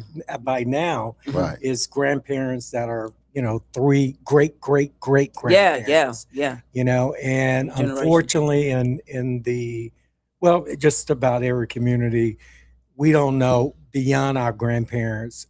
It's hard to know who your great grandparents are, let alone your great grandparents or Right. even your 5th great grandparents back. So folks have broken these lines that they're connected to the tribes with these myths that stay in their families, that granny was a princess or Indian princess or a Creek. Right. You have those stories, but you don't know how they're connected. Right. Right. So anyway, there's a lot going on in the 5 tribes, particularly with the Creek Nation. There's a lot going on with the Cherokee Nation. And it's actually good things. Today on the show, I have Secretary of State Sheila Bolden is going to be on the show. The Deputy Secretary Kenan Duncan is going to be on the show. And a lady I've never met, she's the director of their human services at the Cherokee Nation. And they're going to be talking about elderly nutrition. Okay. So it kind of falls in line with what's happening today over at the at the Brittany Cherokee office. Denny. So she's be my first time meeting her. But I'm reminded of when back in 2002 when we filed the Cherokee Freedmen lawsuit. Okay. And how terrible it was to be a Cherokee Freedman descendant. Okay, before you take that, tell them what the Cherokee the lawsuit was. Well, the lawsuit was to just fight for your basic rights according to the treaty. Black people in America was emancipated under Lincoln Emancipation Proclamation, led to most of Civil War, the freedom, the 13th. That's the 1865. I know you be knowing the dates exact. So that's earlier. I think it's 1862. 1862. Okay. And that's when the people in Galveston, Texas, didn't hear about it until June 19, 1865. Right. None of that affected what the enslavement of Black folk here was now Oklahoma. It didn't affect them at all because this was considered foreign countries. The Cherokee Nation was a foreign sovereign like Mexico, like Canada. So whatever the president of U.S. declared, it had no effect. In Indian Territory. That had to be done with treaties. But immediately when Lincoln declared that Black folks are free in the South and all of that, and the 5 tribes, the Cherokee, Choctaw, Chickasaw, Seminoles, and Muskogee Creeks, signed treaties with the Confederate South to protect their sovereign right, quote, sovereign right, to enslave Black folk. That's what they did. Instead of just freeing their Black, but why did they own slaves from the beginning? That's a whole nother story. But they did. They were the original slavers of the South. So, and a lot of people don't know that. That's why I'm glad you own. They were the landowners down in the Deep South, before the whites started to squat and take over and take over these plantations, colonizing. There was the Indian-owned plantations there. So we know about the Trail of Tears. It's taught in public schools here, but what's not taught is that the enslaved Africans of these 5 tribes usually were the ones carrying the stuff. Eli, what we do is, just in case they don't know about the Trail of Tears, most should, but I'm just saying people don't know. But the Trail of Tears is a what we refer to as a act, pretty much, of Indians being removed out of the Deep South, the Indian nations out of the 5 tribes out of the Deep South. And as part of what's called the Indian Removal Act in 1830, then it was the treaties that were signed with the tribes to actually make them move. It was land swap. The Creeks gave up their land in Alabama and Georgia and parts of Florida for what's here in what's now Oklahoma, even though our original land that we traded went all the way to the Texas Panhandle. Wow. But now it's just these 14 counties in eastern Oklahoma. The Cherokees the same way, even though their treaty was later. It took a U.S. Supreme Court along with a lot of militia to remove them. The Choctaw and Chickasaws removed first. The Seminoles were last to move. You heard about the Seminole Wars back in the day. There was 3 of them actually, Right. periods of it, and the final one actually removed them in the 1840s. So, but all of those removals, we refer to them as the Trail of Tears. Right. But on the Trail of Tears were enslaved people of African descent Right. that these 5 tribes owned. Now people always say, well, there were free blacks among them too. Yeah, there were. Can you guesstimate about how many people that were part of it? Right. Not exact, but some people can't grasp how many African Americans that was part of that Trail of Tears coming. Well, we don't know because almost 40% of the people on the Trail of Tears died. Didn't make it, particularly elders, babies, and enslaved Africans too. Right. There was one, the Creeks, and we were all moved in different ways. Right. The Muskogee people, the Creek people, were more militant and like the Seminoles too, than the others, and didn't want to go willingly. Right. And so they were removed out of Alabama on riverboats with human cargo companies. And they were usually shackled, the males, to the boat. And the women and the kids and the elderly were free.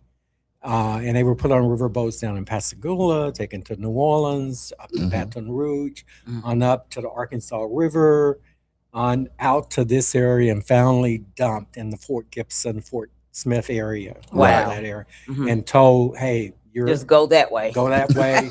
Don't go too far north, because you're going to hit the Cherokee Nation. Right. Yeah. Don't go too far south, you're going to get in the treaty area of what we gave the Choctaws and the Chickasaws.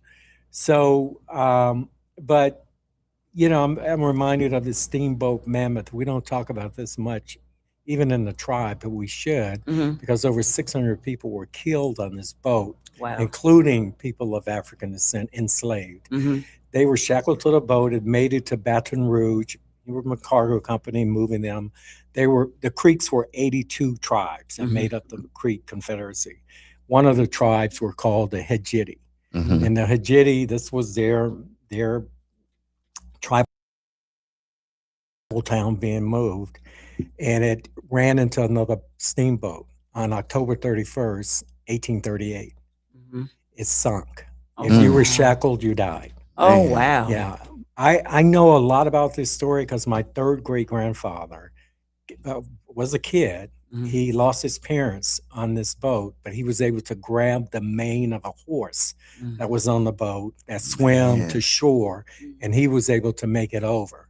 So there was a lot of stories like that of people making it to the shores, but a lot of people died. And we know who they are because the human cargo company made insurance claims. Oh, wow. Against every person that died, because they wanted to be covered for their losses, because they weren't going to get paid until they got these people there. And so a percentage of them were enslaved people too. Yeah. Right. So there's stories like that, and there's dozens and dozens of them, and they're based on the individual tribe. The Cherokees have their stories, the Muskogee have theirs, the Seminoles who fought tooth and nail getting here, not wanting to leave Florida. Yeah. They were just slaughtered like you wouldn't believe. Wow. Including, and oftentimes the person of African descent who was enslaved was the bounty for the white man who were the militia, the white militia.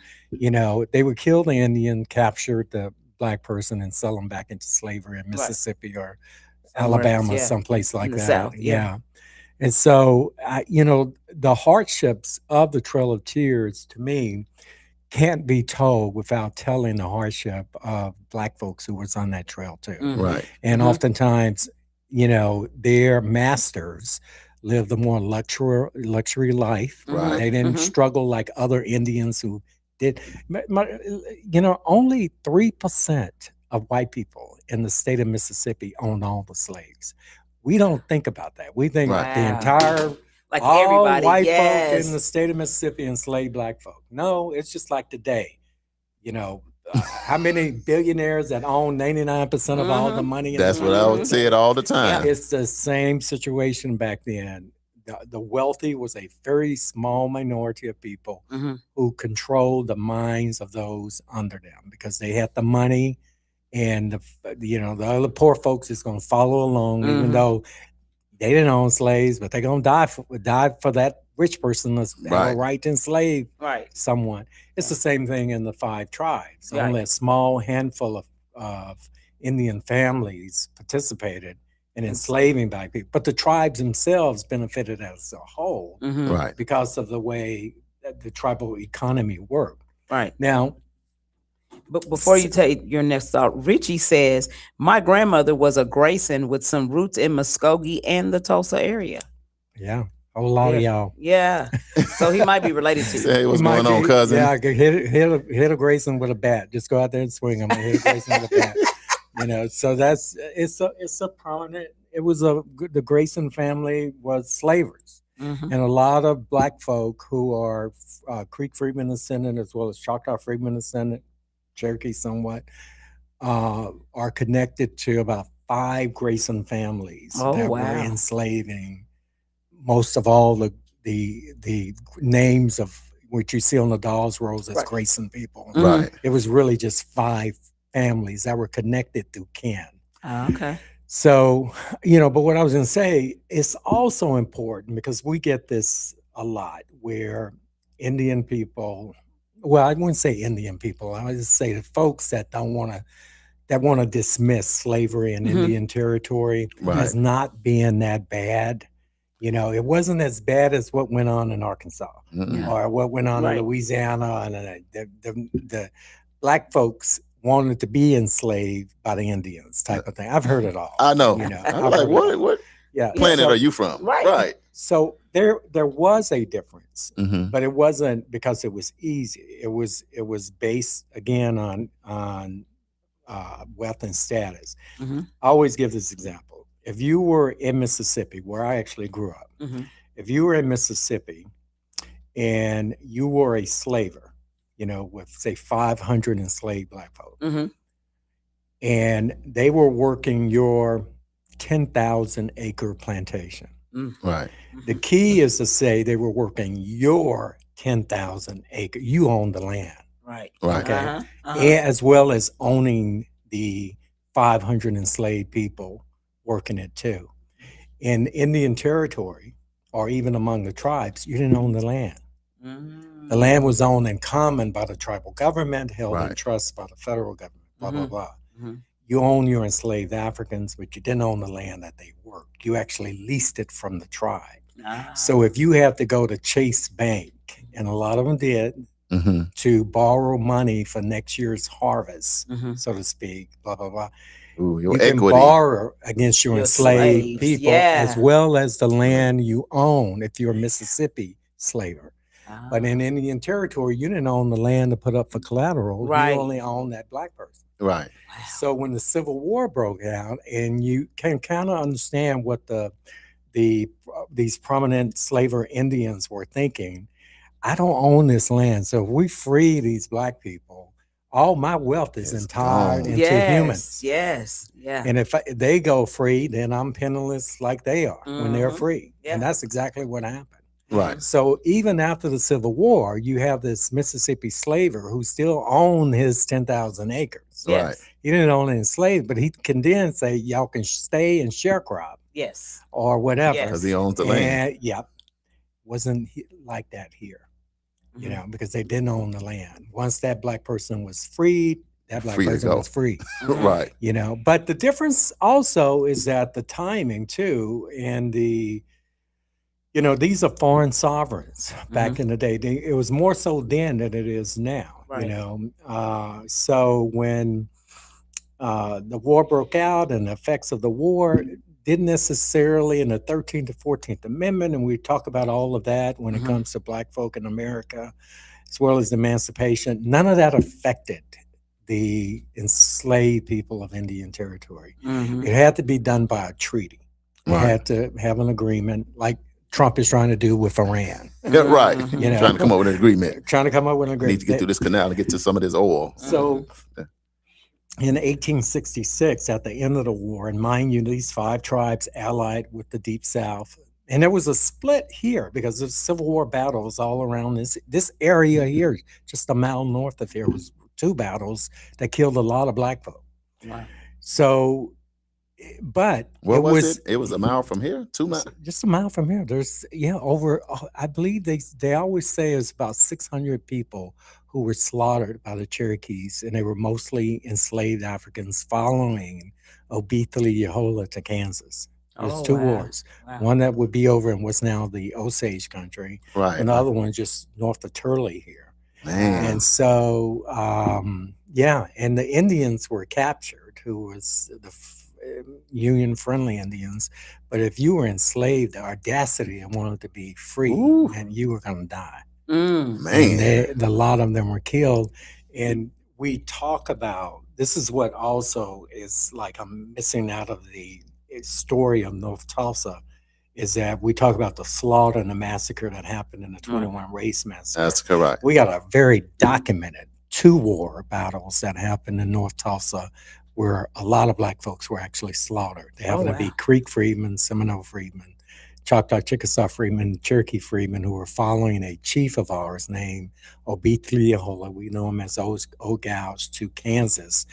Kansas was an area that was no war going on. Mm-hmm. So they were going up there to get out of the Civil War that was happening here in Indian Territory. Right. Wow. So, anyway, I hate to say it, it's useless information to a lot of people because we don't, even the tribes don't celebrate it. It's not celebrated, it's not memorializing. Mm-hmm. Mm-hmm. And I always find it strange when I see these white people wanting to put in these Union and Confederate outfits. Right. They know all about this story. They know everything. But Wow. if you ask Yeah. the Indian or any black folks here, have no idea what you're talking about.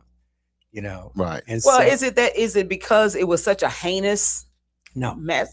Why do you think that is? I think it's because there are 2 narratives of Black history in Tulsa.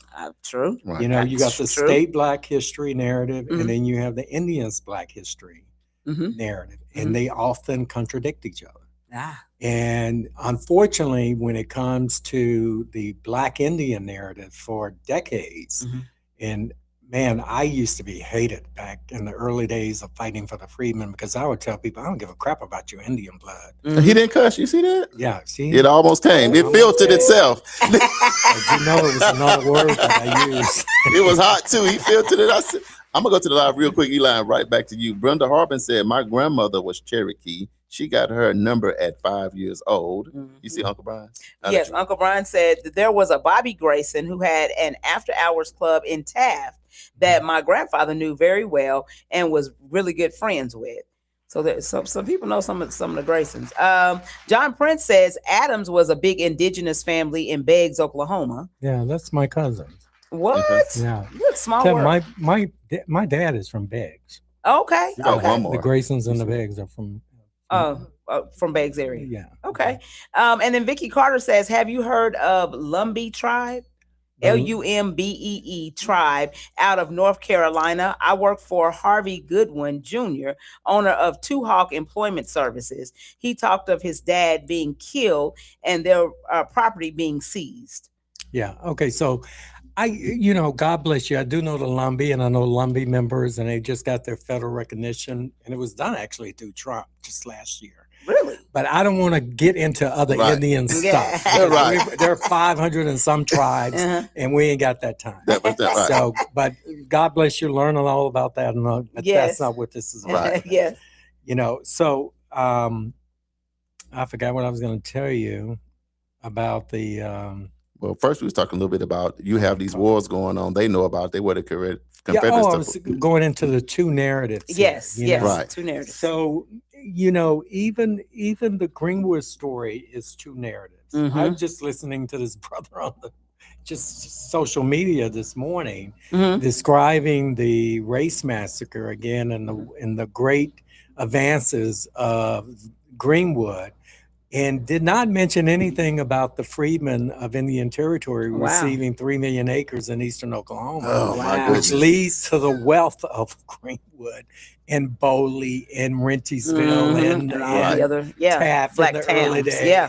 On and on and on. You cannot talk about Greenwood and just leave it up to a barbershop and a hotel. It just doesn't add up. Exactly. You know, Exactly. and you missed the point when, particularly in Tulsa, where a third of the land that make up Tulsa, particularly south of Admiral in the Muskogee Creek Nation, was allotted to freedmen. And a lot of it was around downtown area. Right. A lot of it is up and down the Arkansas River, including the River Spirit Casino that's sitting there right there on Riverside Drive, is sitting on Louisa Mackey's allotment, who's a Creek freedman.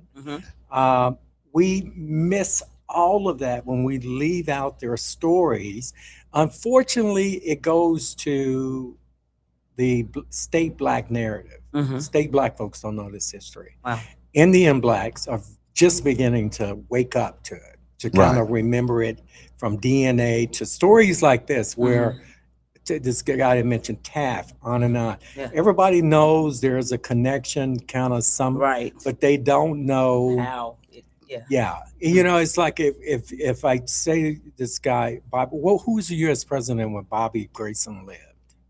And who were Bobby Grayson's parents? And who was the U.S. president then? Right. Or who was if it was after statehood, who was the governor? You know, on all the political forces, the laws that came behind it is not missed. And then what even we can step out of just the race part of it. And get into the gender part of it. You know, when nearly the entire state of Oklahoma, not all of it, was Indian land, a bunch of tribes that had to allot their lands before statehood, some earlier than others. The Oklahoma Territory tribes had to do it earlier. Then the 5 tribes, which fought it tooth and nail to the end, had to do it a little later. Nonetheless, it was allotted. Half the allotments went to women. I ain't talking about white women. They're either Indian women, as in red women, or black women who were freedmen descendants. 50%. Which is why you had the white men marrying so that they can get the land. Which is why when only white men could pass laws, be elected, on and on, and they passed laws to dispossess minorities of their allotments really fast by taxing them, coming up with all kind of scams, putting in merchants around them to get them, you know, signing credits and this and that. If you didn't pay your bill, you lost your land right away. And made those systems legal. But at Oklahoma Territory, nearly half the land that's the state now belonged to females, and they were either brown or black. And that I've never seen during Women History Month, none of that. And here they don't talk about it. But see, that's part of the stuff what I'm talking about when it comes to Black Indian history. When it comes to the deeper part of the history, when you get into gender stuff, it's not. It doesn't come to mind. It's not thought out that, oh, look a granny on the road. You know, Minerva Grayson, my great grandmother, Minerva Grayson, for example, she had 160 acres. Wow. Man. She had 4 daughters, all had 160 acres. She had 5 sons, all had 160 acres. Oh my God. You know, but you see what I'm saying? Yeah. But every family that's listed on the Dawes Rolls, and it was different per tribe. The Seminoles got 160 acres apiece, whether you were by blood or freedman. Creeks, whether you were by blood or freedman, got 160 acres. Cherokees, if you're Cherokee Indian, Cherokee by blood, you got 110 acres. Unless you were a Delaware or Shawnee or something, you got 160. And they were adopted, and that was by treaty, right? But when in the Choctaw and Chickasaw Nation, if you were by blood, you got 320, including your intermarried white spouse. What? But if you had Negro blood, you only got 40. Man, one drop. You don't know always something. So that means that's why you like Sarah's oil movie so much, right? Did I like the oil? Oh, here. See, you're gonna let him start saying cuss words now. Yeah, You didn't.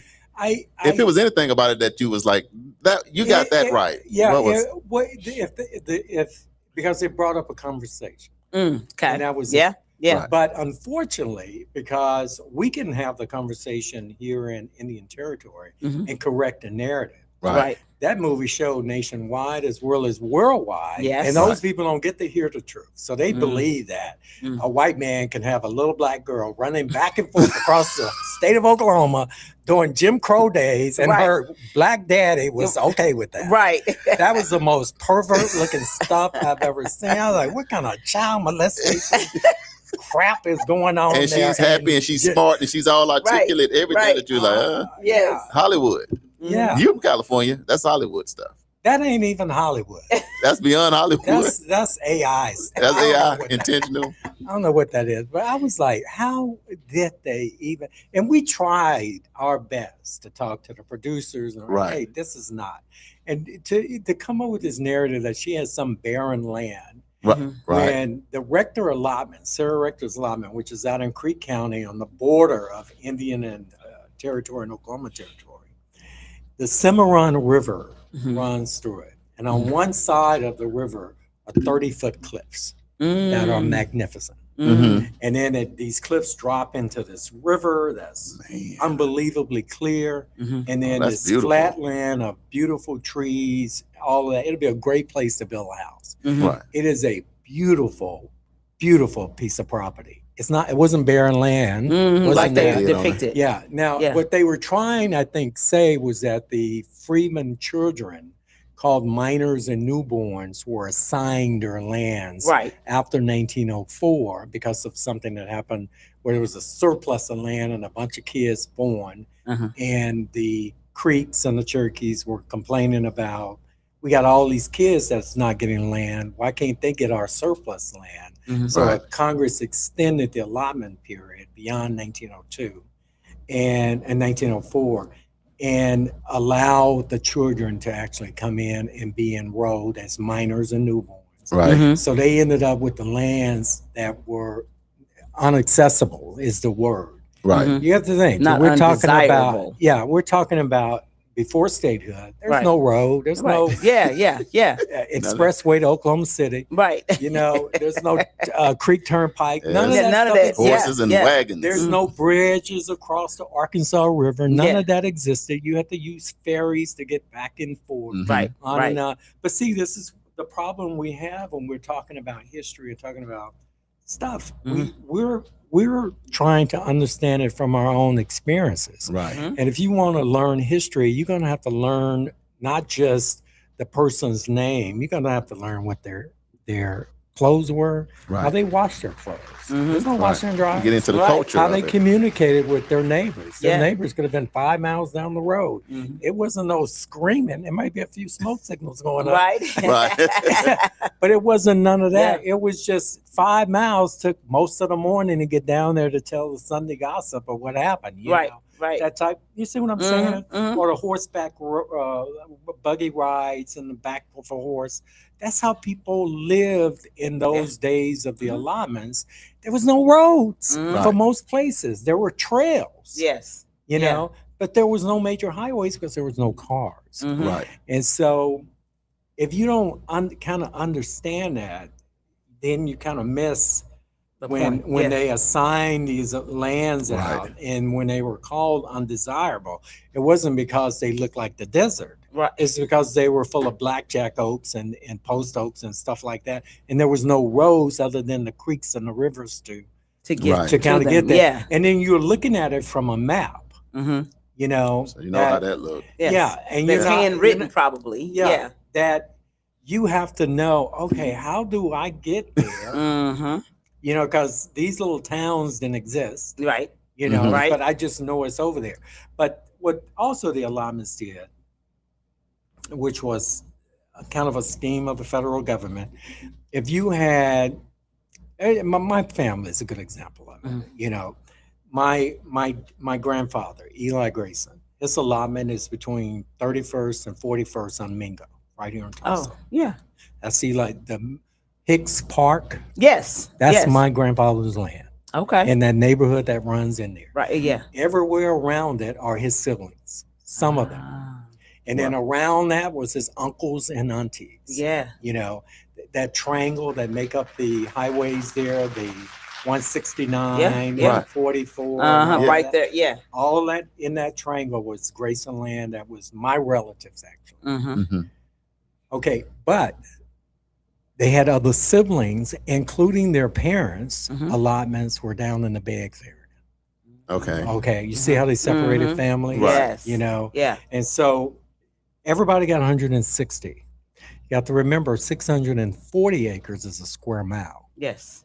Yes. Okay, so if you take 4 160s, you got a square mile. Right. So if you got parents, mother, father, 160 apiece, Mhm. Right. then you got 8 kids with Mhm. 160 apiece. You should see how many Yeah, square miles that that's is a a lot. Yeah. if they put that together. Right. Mhm. No, they spread it them out.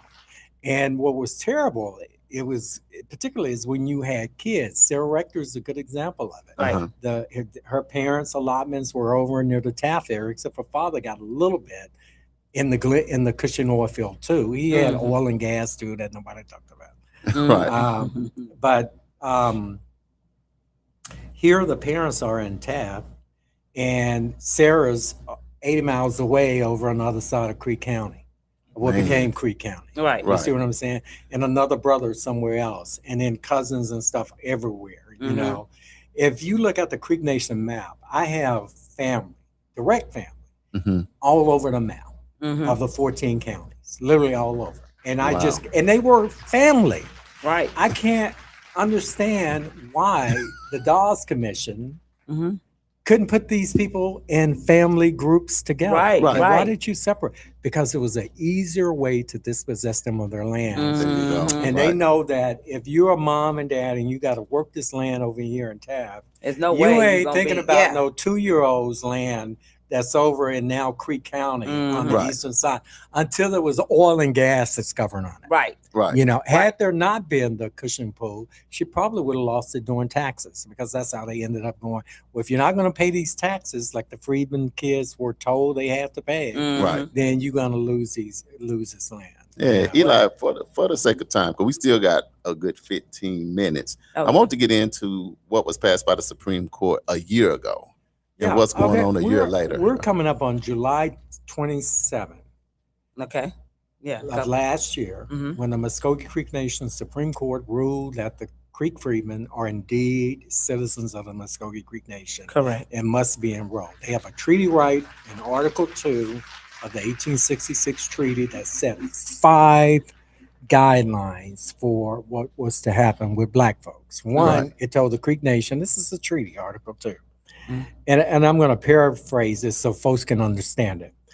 The treaty in Article 2 simply told the Creek Nation, you're not going to have slavery anymore. Right. That's a wrap. Okay. You're not going to do it anymore. That's Mhm. what the U.S. government told them. Mhm. It told Mississippi the same thing. It Right. told Alabama the same thing. It's a wrap. Mhm. You know, told the 5 tribes the same story. You're Right. not, other than putting people in prison and making them to work because they committed a criminal offense, slavery is not going to exist. Right. It's over. Okay. Okay. 2, it told the Creek Nation that your slaves are now your citizens. Mhm. Told Mississippi the same thing. Told Right. Arkansas the same thing. Mhm. Told Alabama the same thing. Slavery was a wrap, and the Negroes that's in your state are now Right. citizens Citizens. of your state. Yeah. It told the Creek Nation the same thing. Mhm. Okay. Then number 3, they were to have an equal interest Mm. in the soil. Mm. Now that's important because of the way the tribal system was set up. Mhm. No individual owned an acre of land. The Right. land was owned by the tribe. Right. Everyone that was a citizen of the tribe had an equal interest in it. Right.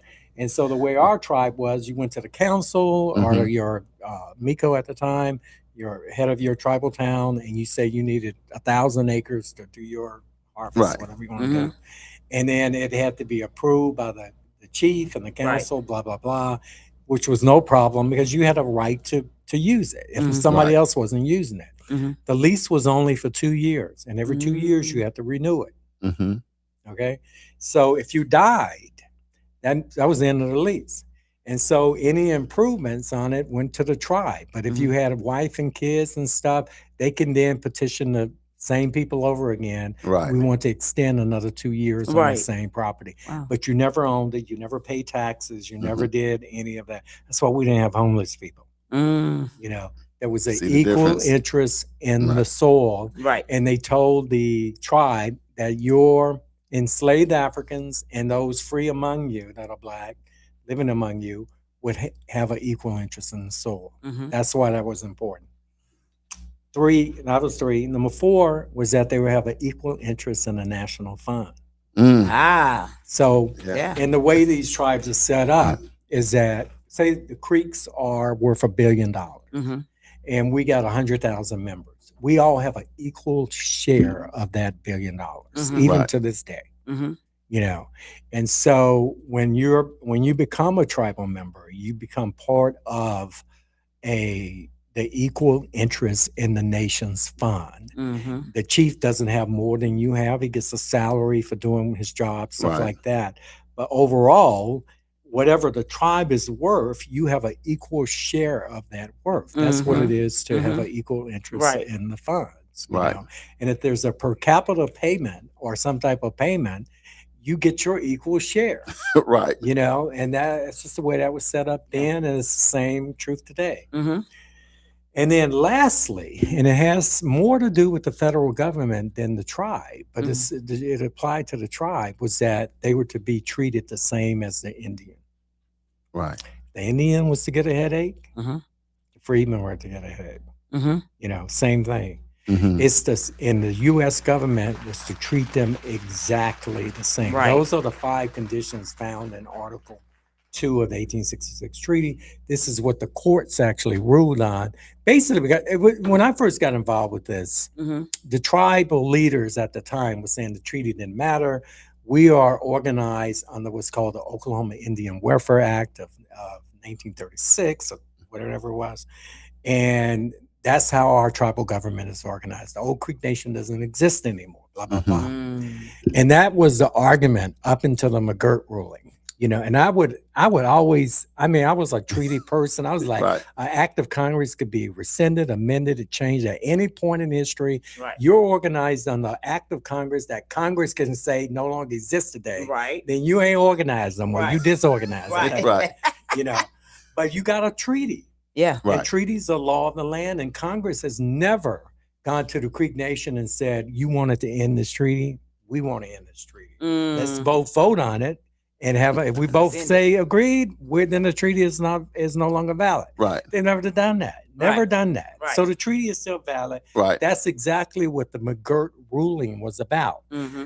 The McGirt ruling was technically about Article 3 of the 1866 treaty, which deals with the jurisdiction of the Creek Nation. Article 2 deals with Black folk.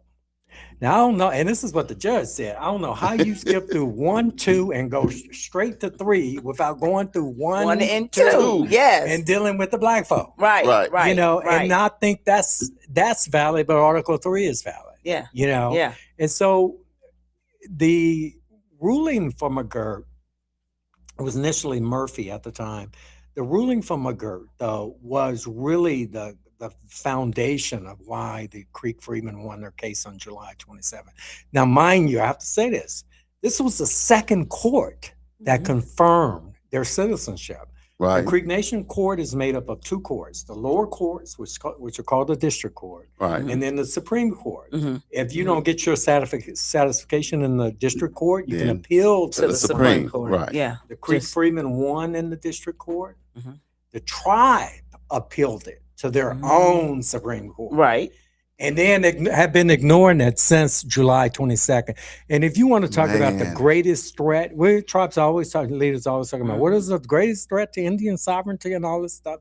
And they try to point to Stitt and Trump. And this Governor and- Trump. it's when your own leadership won't follow your own court. Right. You get it? Right. Mhm. I You know, got it. Can you imagine if Governor Stitt didn't follow this court for the state of Oklahoma, Right. or if Mayor Nichols don't follow the courts here in Tulsa, Right. or if the county commissioners don't follow the county court system, Right. we'll have chaos. Right. Right. You know, or nobody follows the federal courts. Right. Right. You know, here we are always screaming about sovereignty, and sovereignty has never been defined by Congress. Mm-hmm.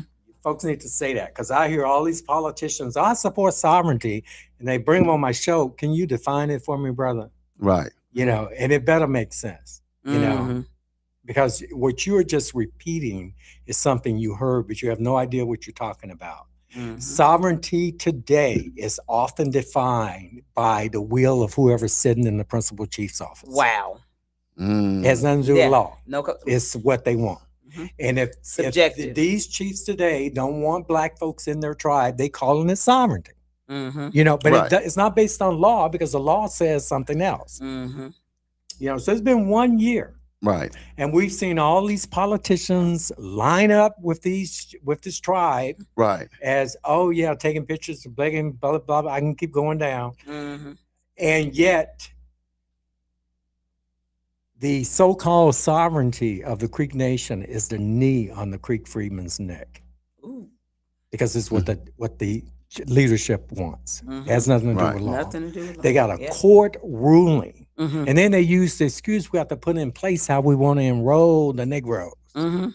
Mm-hmm. That's already in place. It was already in Been in place. place. It was in the Yeah. court system's Yeah. ruling. Right. And it was established back during the Dawes Roads, the same thing that enrolled white blood people. Right. That what it is has been a year of hot air and hot smoke, where I remember being at one of the Senate Council meetings, this thing came up with Freedman Right. over this park thing, and then somebody stood up and said, oh, well, you got to give the Creek Nation time. They're trying to redo their codes and all this stuff.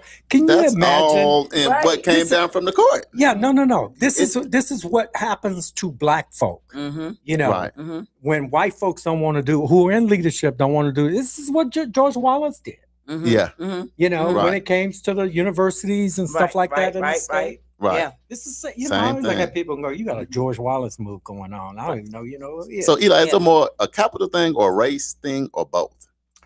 It's economy. Yes. It's about economics as Right. well. There, a lot of people view the tribe as a pie, Mhm. and everybody got a equal slice. Right. But everybody that comes in, the slice gets thinner. Small. Right. Right. But they don't understand that just as many people come in, there's just as many people that exit out through 6 feet under. You see what I'm saying? It's just thinking, Right. people from 1906 are still living and getting an Indian house. No, Right. they're gone. They may Right. be still on the road, but they're Right. gone. Out of here. You see what I'm saying? It's So, the lineage. that whole thing is just crazy Mhm. concept to think that this pie is getting smaller. Let me ask you this, Eli. So if it's been a year and they haven't let nobody into the tribe, Mhm. see, if it was me and I had and I was getting in, I would want my back pay. What is owed once that's me, done? To me, I'm- there should be reparations, but that's Mhm. another story. But that's Right. reparations should be there. There's never been an apology other than the Cherokee Nation apologizing for slavery. Man, that's Yeah. The other 4 tribes have never apologized. and for that's a slavery. disgrace, Damali. Mhm. No matter how you Yeah. look at it. But yeah. I'm going to say this, and any of the Creek freedmen listening, Mhm. okay, there is a strategy for not enrolling the freedmen. I'm going to put it out there. Okay, you're going to hear it on the Charles and Damali show. Mhm. Right. And this is what I've been kind of suspecting a long time. It has something to do with what happened in the Cherokee case. When the Cherokee Nation Supreme Court ruled in favor of the Cherokee freedmen before the federal lawsuit. Right. This is when Chad Smith was chief. Mm. There was about 2,500 Cherokee freedmen who had applications in that were approved under their Supreme Court. Man, 2,500. Yeah, and once the Supreme Court of the Cherokee Nation had ruled, their citizenship cards went out immediately. Marilyn Van got hers 4 days later, Wow. Wow. after that Supreme Yeah. Court ruling. Yeah. Then there was a federal lawsuit in the Cherokee Nation that went on. And so these 2,500 people got grandfathered into the tribe. Ah. So I think that the strategy of the leadership at the Creek Nation is not to enroll anybody, because if it goes to federal court, we ain't got 4,000 freedmen, Man. Creek freedmen grandfathered in, Right. who could vote, who could do all these things like this while a federal lawsuit is going on. I think that's what they're actually doing. Right. Mhm. I see you. So I see you. I see I you. know what's going on. I'm not stupid.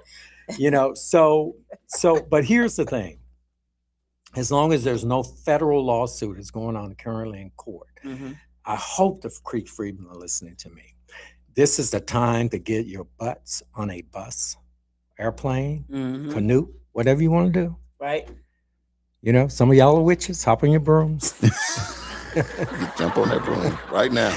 Get to Washington, D.C. for the Congressional Black Caucus that's coming up in September. September what? It's the third week of September. It goes on that whole week. We've had plenty of Freedmen panels during that Congressional Black Caucus. And start lobbying members of Congress, particularly Congressional Black Caucus members, that the Creek Nation is in violation of the treaty, that from the Creek Freedmen perspective, their funds should be cut off. Right. Yeah. And this has happened before in Congress. This is not anything Congress hasn't done before. They did it with the Cherokees. Right. When the Cherokees kicked the Freedmen out during that federal lawsuit because they didn't want them voting in that principal chief election that Bill John Baker ended up winning, the predecessor to Chuck Hoskins. Right.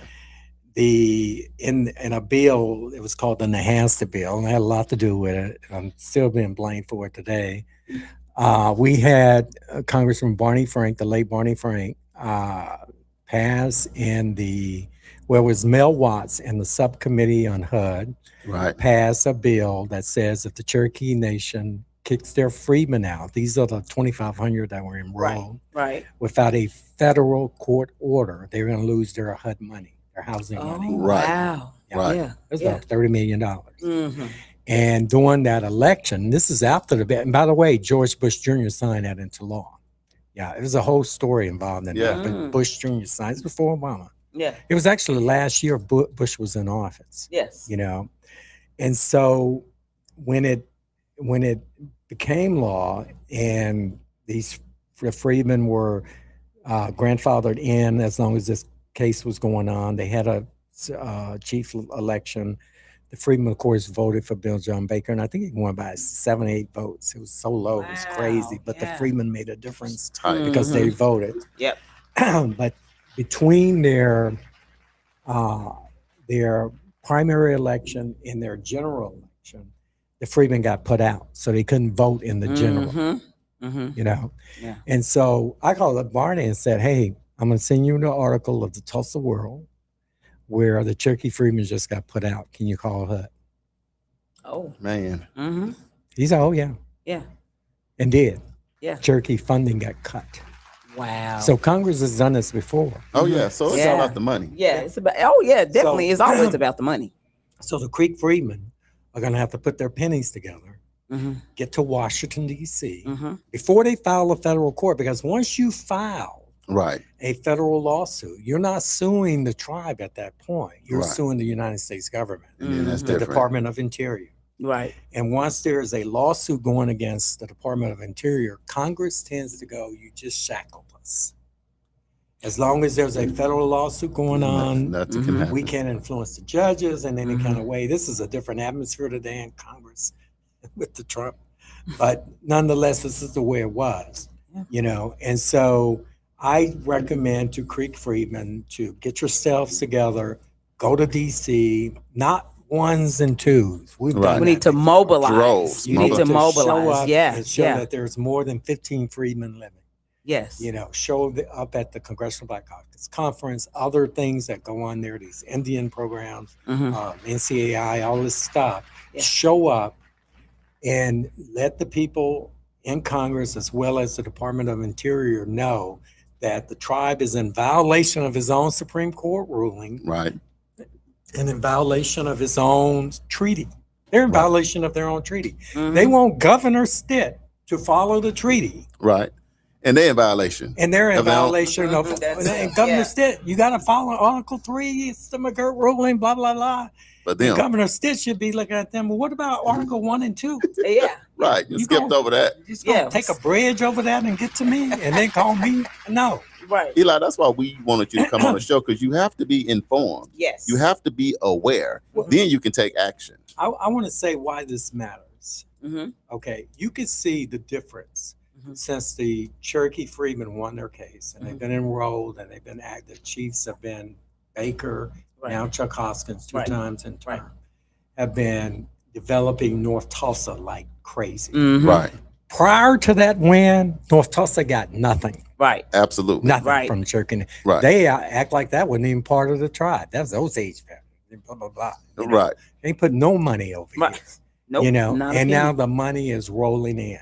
Mhm. And so it's the same thing with all the 5 tribes.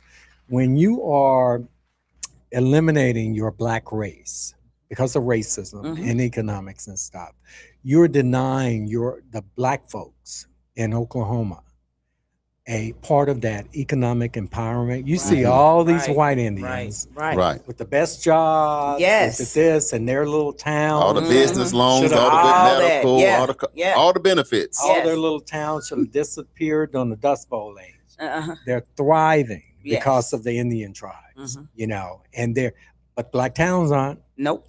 the black neighborhoods aren't, Nope. you know, and it makes a huge difference economically, once the Creek Freedmen are enrolled, you're going to see a huge, it's kind of like the Cherokee Freedmen population in North Tulsa or Tulsa in general is, you could feel how the relief Right. of stuff Right. that they've gone through is happening now after a Mhm. number of years. Right. It's the same thing that's going to happen with Creek Freedmen descendants. And it doesn't just affect the Freedmen descendants directly. It affects the black families that are tied to them as Right. well. Right. Because often you would have just a regular black folk married to a Creek Freedman Mm-hmm. Right. and have a bunch of kids. Well, it affects the whole family Right. and the cousins Right. and everybody else, Right. you know. So that's why it's important to kind of wake up and go, you know, this isn't just their fight. It's the entire black community in the state of Oklahoma's fight. Yeah. Absolutely. And that's Yeah. why, and I'm like you said, Wake Up. And that's why we created the Community Wake Up Morning Absolutely. Show with Charles and Damali. We're going to create another 10 minutes, 15 for Eli. Because one, want to do the feud. Two, I want to make sure people can tune into your show to Mhm. always This stay afternoon. up to Yeah. speed to what goes on at 1 o'clock. And then we got a few upcoming events I think we'll at least have Yes. to mention. Can we do it? You mind playing we do the Black Wall Street Family Feud. The host Eli is done been on Damali. there. Can you win? Because they took the crown from me yesterday. Now everybody out here laughing with their crowns with all their goals. They trying to hang on. But we got to figure out something, Eli. We Let me turn my Siri on. turn your Siri on, start Googling and see what you come up. I ain't got Siri. I got Look, people come back. We're going to do the feud and see who get this crown. I hope a lot of people ain't got off so I can get it because it don't matter to me. My- It can be me and you. my Siri is called Steven. Aunt Sarah. Aunt Sarah. Come on, Damali. Let's do it. You know, wait a minute. I'm Go going to ahead. say something because you were talking about checkbooks and stuff like that. And Yeah. when, Yeah. Yeah. So my brothers and I, we started really earning money when we were 4 and 5 years old. Mhm. You know, Mhm. and this is in Mississippi. Sure. We were digging peanuts. You know, Yeah. Mhm. cucumbers, everything you can imagine in the garden. Mhm. There was an old man across the street from us named Mr. Vaughn. Uh-huh. And he was like our grandfather, but he had a farm basically in this neighborhood that's just part of Jackson State, actually. It was just south of Wow. campus. And we were the neighbors. You went to across the Jackson street. State? I didn't go to Jackson State. My dad did. My Your mother dad went to did. it? Okay. A bunch of my siblings did. I went to Sydney, Australia, but I grew up on Jackson State campus. Mhm. Gotcha. So Okay. my father was an Indian kid from Beggs, Oklahoma that got to play. He went down to play football and he was too small, so they put him on a basketball team and did Okay. well. Mhm. And that's where he met my mother and had later Wow. 8 kids, blah, blah, blah. There was a bunch of kids from Beggs, Oklahoma. They Right. had won in 1948 or 49, whatever, Mhm. the state championship Oh, for wow. colored schools What? for football. And my father Was your dad there when we went, when Deion Sanders was there? You remember we went to Jackson State and we kind of covered it? It seemed like you was there. Maybe your dad, uncle, somebody was there Wait, that same time. This a few years. Deion Sanders last year Deion said, coaching wait, yeah. at Last homecoming. year. Yeah. Last year. I was there and I was trying to come get. We were sitting in the stands, Right. Yes. and I was trying to get y'all to come over. We and was meet going my back and siblings. forth. I and can we- never see. Yeah, Yeah. Yeah, he's passed away. Yes. Yeah, but this Mr. Vaughn's, he would pay us 2 bits. I don't know if even the big people know that's 50 cents. I was going to ask you what is 2 bits. That's what I was like. 2 bits. They probably cut that off in the 70s, 75, 80. Where it was an old country term that Yeah. 2 bits? 2 2 bits, bits. 4 I'm out the bits, country. $1 Okay. blah, Yeah. blah, blah. Yeah. So we would get paid 2 bits at the end of the week to pick all this stuff. We kids. But hold on, know? so 1 bit Wait is a a minute. quarter, 2 bits is 50 cents, or Yeah. just 2 bits is 50. But did you Yeah. just say that was for the whole week? Yeah. Oh wow. Well, that's Yeah, hustling but, right but there, this is Eli. back in the 60s. So that's You know, good. In the you know, 60s, and 2 bit 50 cent is candy like was a penny. $50. The whole thing of now later. Okay. that's like $50 today. Yeah. You know, Yeah. for a kid that didn't. You Yeah. know, we weren't rich. We were a poor family. Blah, blah, Mhm. blah. We didn't know that. Yeah. You Right. know, y'all were talking about earlier about how these kids getting drugs and the Oh, desire man. and the Yeah. lust for other great things. Yeah. Yeah. Because there was no TV. We had the amazing thing about having a television finally. Finally, back in the 60s, when one person on the whole block had a Yes. television. My mom Right. talks You know, about that was a big deal. One person had a phone. Yeah. You know, so The party we've line. had the same Man. phone number in my mama's house since I think it was 1959. They've had Yeah. that same phone number. Man. I still remember Yeah, my that was- grandmother's number from Since Greenwood. 1959? Uh-huh. Yeah. So so the desire of something greater Mhm. was like, oh, look how nice his yard is across the street with the roses. we gotta cut our yard to look like that. This is Right. what- Yes. just because this is what we saw in our world. Right. Mhm. You know, and beyond that, it was not only about empathy for other people, it's about how you carried yourself, the yes sir, yes ma'am, stuff like we that. talk about that all the time. The manners. Right. Yes. Right. Yes. Those yeah. were the goals. Yeah. And a lot of that's been lost. But back when I was a kid, when we would make that 50 cents a week, Oh, and then man. eventually it went up to $1, and we thought we were getting rich, all this stuff like that over the summer. Oh, a hot Mississippi summer. type of Right. Stuff selling watermelons out of the back of a 1948 Chevy That's truck. hustling. Yes. On and on for 25 cents a watermelon, Yes. you know, stuff like that, and collard greens and mustards and stuff Right. like that. Yeah. And we got our little pay at the end of the week. Right. We didn't get a checking account. We got a savings account Mm-hmm. Mm-hmm. that Different. was open. Put that in. Different. And that's where Because that you're not money went. spending, you're saving. And so what was told that come Mhm. August, when it's time to buy school clothes, Yeah. Right. that's where that money was going. We always went to Dickies to buy Dickies. Dickies. There you go. Our Or, producer don't even know nothing about or that. we- The Dickies. The Dickies are back. Every 20 Right. years, everything Yeah. come back. They or back. we end up with shoes from the older brother or whatever, type of thing. But Right. it was grateful because the world changed Mhm. when the world market opened up. Right. And then stuff became cheap, and the Walmarts became available Right. and stuff like that. Yeah. It was a big deal to get anything new in Mhm. my house. I Right. mean, it was. All the kids would go, look at we finally got, and then we would go bragging to the neighbors about, oh my Yeah. God, we Look got at my a new new washing shoe. machine. Yeah. Right. We could put the clothes through like this and wring Yes. them out. Yeah. Right. Yeah. Do the little ringer thing, the You little know, thing. nobody squeeze else them out, had hang it on them. the block. Yeah. Right. You know, Yeah. Yeah. So, but today, because junk Mm-hmm. is so Man. available, you know, Right. people got multiple cars. I do. Mm-hmm. Multiple television in every bedroom. Everywhere. Exactly. It wasn't heard Yeah. of when I was Yeah. growing up. Yeah. Christmas, we got one toy. Mhm. One toy. We all have to share toys. Mm-hmm. You know, Right. and then we got the family stuff, like a one Monopoly game or a deck of cards, Right. you know, that we all played with together. Mm-hmm. But it was because there was not much to buy. Right. Right. You know, China wasn't making our stuff. Right. And I can guarantee you the cars was made up in Pennsylvania somewhere. There you go. Yes. So Or in the the state. furniture that we Yes. bought was passed down, and everybody wanted grandmama's furniture. Mhm. Everybody wanted Right. great grandmama's Not now. furniture. Not anymore. Mm-mm. The thing You about know? us is we didn't have the right to be honorary. Right. No. We didn't feel like the world owed us nothing. Right. We was excited about everybody winning. Look, I got a shirt. Yeah. Look, here We my people. with spoiled. it, all of that stuff. And so Yeah. that's what I think sometimes makes our generation. Because imagine the kind of strength you have to build in doing that all week just to wait, Yeah. to the end of the week. And then we had that one rule, and all the neighbors had that rule for kids. That you better be in your yard before the Boy, street boy, that lights street light come Boy. on, you don't. There was a Boy. bush in front of our house. It was called the switch bush. The switch bush. And it's a perfect switch. Hey, look, Eli, I think our theme today is consistent growth. Mhm. And really all you talking about right now is from 4 and 5 and doing this to now, because you do a lot of great things. Right. One day we're gonna let you just tell the story about the stuff you've done in your life. But consistent growth is why you the Eli Grayson you are today. Yeah. You know. Well, no, it was when old people taught me to respect money.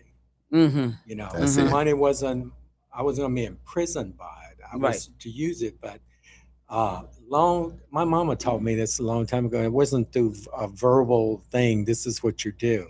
Right. It was from vision things. There was people on my street even less fortunate than us. Right. And I had two parents that made hardly any money. You know, dad running when Dr. Martin Luther King came to Jackson, hiding because if they saw him protesting on the street, he's hiding behind a building because teachers' licenses were pulled automatically if you got caught in a protest. Right. And then it was still being paid, you know, 20% of what the white teachers were being paid, you know. And yet he's having to raise all these kids, and my mom doing 8 what she had to do, raising all these kids. But then there was a neighbor across the street that had kids that were doing worse than us. Wow. Right. And my mom would cook for all these kids, and my older sisters on and on. It wasn't just for us. Right. You know, we took care of our neighbors. My mother walked out that back door with plates. Our kids would be already sitting there on the stoops waiting because they know their mother was somewhere cleaning houses for white people, you know, and not home yet to feed these hungry kids. Right. Real village. Right. That's the village. And so that type of empathy was never spoken. It was shown. This is how you treat other people. And this, if you got a little money, this is money. It's not just for you, it's for the community. And that gift of giving gives back. Yes. You know, it just kind of, I don't know why the universe works like that. That's it. What you put out, it comes back. Laura said generosity was instilled. Right. Damali, we got 15 minutes. So what we're going to do, we're going to go feud, upcoming events, and then we want to make sure people tune in to Eli's show every week. Okay, cool. All right, so then here we go. We're going to go with the Black Wall Street Family Feud. So today's theme is consistent growth because lasting success isn't built in a day. As long as I beat Eli, that's all. Me and Eli. It's a me and Eli. Right. It's built through steady progress, continuous learning, and daily commitment. So anyway, we have 3 questions. We asked 100 people these 3 questions, and I'm going to give you the top 4 answers. Your job is to tell me what the number 1 answer is that my 100 people said. Okay. So remember the theme, consistent growth. So that's the lens that you're thinking from. So question number 1, are we going to get some theme music? Okay. Give me my theme music like they do at Jackson State. Okay, question number 1.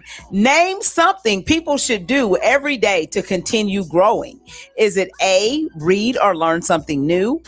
B, set goals? C, practice their skills? Or D, reflect on their progress? Oh, my goodness. You want me to answer that? Yeah. What you? Consistent growth, eggs, bacon. Come on. Early in the morning. You got to repeat that again. Yeah, read it one more time. Go. Name something people should do every day to continue growing. Is it A, read or learn something new? B, set goals? C, practice their skills? Or D, reflect on their progress? Going with A. The top 3 all make sense. You know, you got to keep, and the older you get, one thing you have to remember is that if you stop being a student in life, you're going to get Alzheimer's.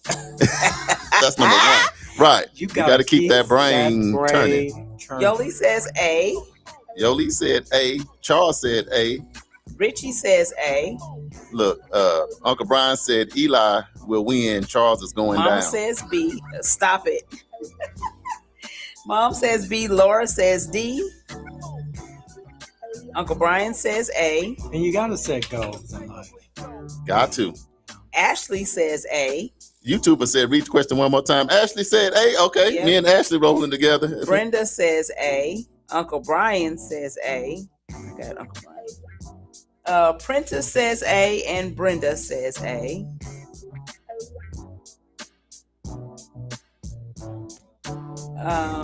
Okay, hold on just a second. Make sure I got everybody. Okay. All right, the question one more time. Name something people should do every day to continue growing. Is it A, read or learn something new? B, set goals? C, practice their skills? Or D, reflect on their progress? I'm staying with A. You staying with A. What you got, Stephen? Read and, okay, that's A. Stephen? What did you say, Eli? I think it could be any of the top three, but the A makes sense to me. Okay, Eli says A. Okay, so here we go. Question with answer. Name something people should do every day to continue growing. Is it A, read or learn something new? B, set goals? C, practice their skills? Or D, reflect on their progress? And Vicky, I got you. You said A as well. And the answer is A. Read or learn something new. Lifelong learning helps people adapt, improve, and create new opportunities. Never stop learning because growth never stops. Okay, question number 2. Name something that grows through consistency. Is it A, trust? B, knowledge? C, confidence? Or D, relationships? Add to that, my hair inside my ears. Keep growing. Keep growing. The older I get, Through it done consistency. fell off my head, but it is growing well inside my ear. Say, hold on. What you Right. Read it one more time. Eli done threw me off. I Right. forgot what the question was. Name something that grows through consistency. Is it A, trust? B, knowledge? C, confidence? Or D, relationships? I say C, confidence. Confidence. Okay. I'm going The confidence more Charles. you too. repeat stuff, the more confident you are. Yeah. Eli. What you got, Stephen? And just screen back up. Yeah. That's what AJ said earlier. He said, man, my track coach instilled confidence in me. Okay, so Laura says C, along with y'all. Yoli says B. Richie says read. Name something that grows through consistency. Is it A, trust? B, knowledge? C, confidence? Or D, relationships? And E, her and Eli's ear. E for Eli's ears. Richie, it says C. Eli goes. Richie. Mom said C. Mom said C. Uncle Brian. Okay, Stephen says C. Yeah, we on longer. Y'all all hung around. Uncle We Brown, appreciate that. Brian says B. Prentice said D. Vicky says C. Prentice says D. Yeah, this has been Eli hasn't been up this early since 1984. That's right. He ain't been up at this time of the morning. I'm an old disco person. Okay, that's right. Okay. Stephen, I got yours. Yep. Okay. So here we go. I always look worried when their answers matches mine too. Uncle Brian said he's changing to C. Hey. From B to C. All right. Okay, so here we go. Question with answer. Name something that grows through consistency. Is it A, trust? B, knowledge? C, confidence? Or D, relationships? Nobody got it right. The answer is A, trust. People earn trust by consistently doing the right thing over time. Consistency builds credibility. I'm throwing a flag on that. I need a recount. If everybody missed it, it don't even matter, Eli. Because if everybody missed, you might just throw it out the window. Question number go. 3. Those 100 people. The 100 Yeah. people out the window with them. Okay. Question number 3. When working toward a goal, what quality helps people keep going during difficult times? Is it A, persistence? B, patience? C, discipline? Or D, determination? Discipline. All of them. All of the. I know that she takes to all Not of the above. It's no all of the above. So I'll be like, which one resonated? Which one did the most of the 100 people say? Correct. That's how I can remember. Correct. So they're all kind of right, but what did most people say? Yes. I know patience is needed more than Man. anything, but so is persistent. Woo, you got to be going. persistent. You got to be patient when it doesn't work out. But then if you're not disciplined, then nothing gonna work. You see, Right. that's all. See, that's the Molly's world. Can't nobody answer. I'm the only person that answer. Okay, so Yoli says A and D. You got to pick one. Uncle Brian says C. Is that discipline? Yes. I that's think discipline. persistent or discipline, which is the Mama says same. D. Persistence and discipline is essentially the same word. But that's the kind of stuff that Molly do. That So throw me what's off. your answer? I said discipline. Discipline is C. You're Eli going to said take patience. patience? Well, and I have to say that from life experience Right. of being a business person. It's been patience. It's not just been the other things. Right. It's been, I know my turn. I know what I did is going to pay off. Even in my investments, Right. I have to sit there sometimes and go, "Oh my God, Yeah. I need a new car. I need to set out." Right.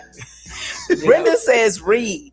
So I'm going to read it one more time. When working toward a goal, what quality helps people keep going during difficult times? Is it A, persistence, B, patience, C, discipline, or D, determination?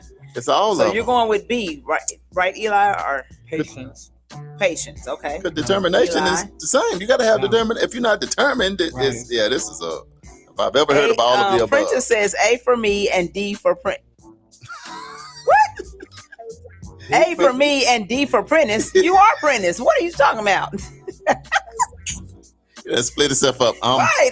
Speaking Prentice, in first Prentice 1 and Prentice second 2. person. Yeah. He's speaking in first and second person. So that's Laura says D. a tough one. Vicky says B. That's a tough one. Richie said A. Richie says A. Which is patience. No, persistence. Persistence. Brenda says D. What you got? Huh? Discipline. I'm sorry, the music kind of loud. Okay. Discipline. That is C. Steven. Okay. All right. So Prentice says A. I got him. He went on ahead and said A. That's what I put you down for anyway. And Yoli says A. Okay, so here we go. Question with answer. When working toward a goal, what quality helps people keep going during difficult times? Is it A, persistence, B, patience, C, discipline, or D, determination? Prentice, Richie, and Yoli, you are correct. It is persistence. Success often begins to those who refuse to give up. Keep moving forward even when progress feels slow. We're going to break. All right, so we're going to take a break. We're going to do a bonus. We got to do the bonus. Let's do the bonus. Bonus question. See, we win it all, Eli. We get the bonus. It don't matter. If we get the bonus, we win. Bonus question. Name something successful people continually improve. Is it A, their skills, B, their mindset, C, their leadership, or D, their habits? Mindset? Say that, read it again. Name something successful people continually improve. Is it A, their skills, B, their mindset, C, their leadership, or D, their habits? Skills, but it's all of them. Skills pay the bills. Yeah, most of Steven, let me see your screen. That's what Damali does. So Laura says D. What's D? Their habits. Man, this one I need to win. I need to get this one. I have to say, well, it's all of them, but skills kind of stand skills. out. You go because you got to sharpen your skills. If you're cutting hair, if you decorate, no matter what you're doing, you always have to go back to school. Yeah, skills pay the bills. Yoli says A. Uncle Brian said A. What is A? I'll give you an example. Their skills. Skills. Your mic system you hear is an improvement. Right. You know, it's improving your skills. You know, so in learning stuff to work this technology is improving your skills so you can have a broader reach to people. Yeah. Ashley said B. I got Ashley and I got Prentice. Prentice said A. A is skills. A is skills. I'm going with skills. Okay. Skills. Steven, what you got? Skills pay the bills. You're A too? For the win. And Charles. I'm going with skills pay the bills. Vicky going with A. Vicky Prentice says going with A. I'm going with A. Eli, you going with skills? Yeah. That's what he said. It gotta be. It's all of them, but skills. All of them, but the top. Okay. So here we go. Question with answer for 5 points. Name something successful people continually improve. Is it A, their skills, B, their mindset, C, their leadership, or D, their habits? The only person that got it right is Laura. Habits. The answer is D, their habits. It says daily habits determine long-term success. Your habits shape your future. Who got it?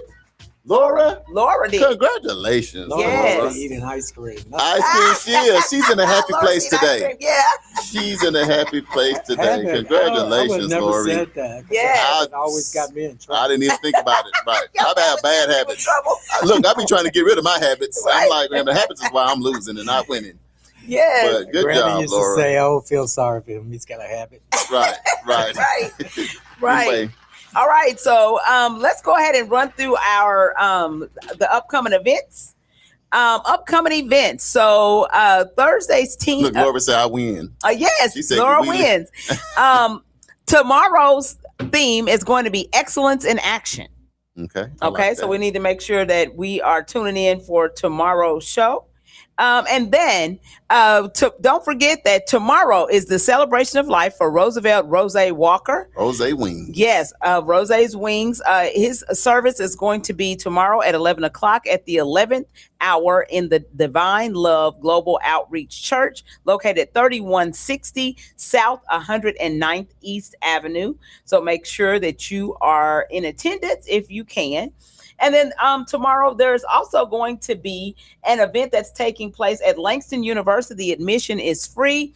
It's going to be Dumond Edwards, co-author and speaker, along with Robert Vaughn, co-author and speaker. They have a book called Redefining Success. It says, join us for the insights and inspiration. It is tomorrow at 5:00 p.m. over at Langston University. Once again, they're going to be having books for purchase, and it is free. So, you guys go over and participate in that. The book is called Earned: Why Brilliant, Hardworking People Stay Broke, and the Framework That Changes It. Brilliant, hardworking people stay broke. Yes. Yeah, I need. So it's redefining success. All right, So, I like yeah. it. I like it. And then the homegoing service for Mother Ernestine Broom is going to be held on July 11th at 11:00 a.m. at Friendship Church, located at 1709 North Madison Avenue. So, we want to go out and support that family as well. And then on the 11th that evening, Eaton Out Band live in concert with special guest Neutral Colors. It's going to be a night of funk and live music. It's happening July 11th at the Hard Rock Hotel and Casino, located at 777 West Cherokee Street in Catoosa. It's going to be a night of funk and what else? Funk and live music. I'm going for the funk. I'm just trying to figure out which one gonna get me. You're going for the live Right, music. I'm going So for live Damali music. going for the live music. I'm going for the funk. Yes. Doors open up at 7. Show starts at 8, and the admission is free as well. Absolutely. Uncle Bobby, you know how you do. Yes. I got to see what they're gonna dress as. Is it all black, all white? Normally it's the You all know white. that If they're in the all white, Right. it's something about that. Just let you know the guitar gonna be hot. Right. And the singer's gonna be singing loud. Anyway, remember again today at 11. You can go to NTCCO, the building at 46th Street North Yes. Peoria, Yes. for the opening of the Elder Nutrition Program. Yes. And that At 11 address is 1205 East 46th Street North. Mhm. So right off the corner of 46th Street North and Peoria. Eli and Damali gonna let me borrow 3 years, and I'm gonna be ready to get. I can give me a plate, make Get you my a plate, or some water. Ashley will probably or give you a something. plate since you said that. Yeah, I Yeah, appreciate that, yeah. Ashley. All right. So we want to remind everyone that if you would like to advertise your events or businesses on our show, you can go to nycu.fm and submit an inquiry. Somebody from our office will get back in contact with you. And then, as always, the views, thoughts, and opinions expressed on this program belong solely to the host, their guests, and not necessarily to this station, affiliate, organization, committee, or other group or individual associated with nycu.fm and KBOB 89.9 FM. We want to thank our special guest, Mr. Eli Come Grayson. on, Eli, give him a big hand, yes, y'all. we want to thank Came and him. shared that knowledge. Yes, and want to remind you to go to KBOB 89.9 FM today at 1 o'clock. He's going to have some special guests on his show, African American and Indian Table Talk. Is that it? African and Indian. African and Indian Table Talk. Okay. What time they close? What time do who close? Yoli, They're what are talking you about talking over about? there at the thing that they're gonna have today at 11. Oh, I don't know. I don't know what time they're going to close. Ashley, can you answer that question? What time are you guys closing today? Well, you're gonna start at 11. Then what time? So- 'Cause if you get there and the food is gone, Probably 1. I would, I would think say a it's good probably 11 the or 1 is lunchtime. Yeah, So, lunchtime. get A that. lot of it is more about community socializing Yes. also than the food. Right. Yes. Right. I'm gonna even play domino, spades, checkers, Connect Four, Monopoly. Oh, good God. Uno. Something. It got to be a game over there. We can't just eat and not play something. We got to do. Eli, what's your final they're word? gonna be talking about it's native. I mean, so they're gonna be doing native games. Wouldn't you think? The natives don't play Uno, domino, spades. Okay, so I'm gonna push back on the word native. Okay. Who does this Okay, say? so you really want to touching. say indigenous? Okay, it's Cherokee. Just say Cherokee. Okay. Yeah, because Cherokee. the Cherokee Nation is a nation today that have multiple races, including indigenous Indians. Okay. But they also have black folk. They also have white folk. They're so still just say Cherokee because they're all Cherokee. Got you. I like that. I can't call Governor Stitt native. No, he's a Cherokee citizen. Okay. So you gotta, so the word Cherokee. Indian means anyone who's a citizen of a federally recognized tribe. That person could be black, white, red, whatever. Okay. Right. Is a Indian as long as that person is a citizen of a federally recognized tribe. It doesn't mean race, it means a political status. Mm-hmm. So native is kind of, we keep stretching it, Native Americans to indigenous. All of that. Right. There are indigenous, but if you're going to talk about indigenous, you got to talk about Mexicans. Right. Yeah. So, yeah. But you're not talking about Cherokees when you're talking about Mexicans. Mm-hmm. So you kind of expand your mind. So if you don't know the tribe, then say Indian. Yeah, or somebody would say, usually they're saying in their language, like the Creeks, someone who is kind of 100% indigenous, or close to, would say they're Stayati. Stayati. Yeah. So, and we know what that means in our language. That means they're a red person, Indian person. Stelesti is black. Stelesti. Stelesti is white. On and on. So, but that's referring to a race. But if you are Creek, you usually say I'm Creek or Muskogee. Gotcha. Or if you are one of the part of a ceremonial ground, or even if you're a Yuchi, you say you're a Yuchi or Hajiti or whatever. You specify. Yes. And that's when we kind of can grade the level of someone's understanding when you're talking about tribes. Right. Yes. Navajo person ain't going to tell you they're Indian. They're going to say they're Navajo. Right. And same thing with the Muskogee people. No, I'm Creek man. Blah, blah, blah. But that person who's saying that could be white, black, red, it doesn't matter. They specifically say. They're just a part so of it. we have to get Americans to kind of catch up with And that. understand Because that. when you're saying Native American, you're putting everybody in the same gumbo. And a Navajo is not a Cherokee at all. Yes. Just like a Spaniard is not a French person. A French person is not a British person. That's true. All right. Eli, we're going to get your final word. What's your final word for the people? They got to watch your show today at 1:00. So we got that. Okay. Just with the Freedmen State Village, it's going to happen. It's just, unfortunately, as my dad would sometimes say, to get rid of a lot of Jim Crow people, it took a lot of first-class funerals.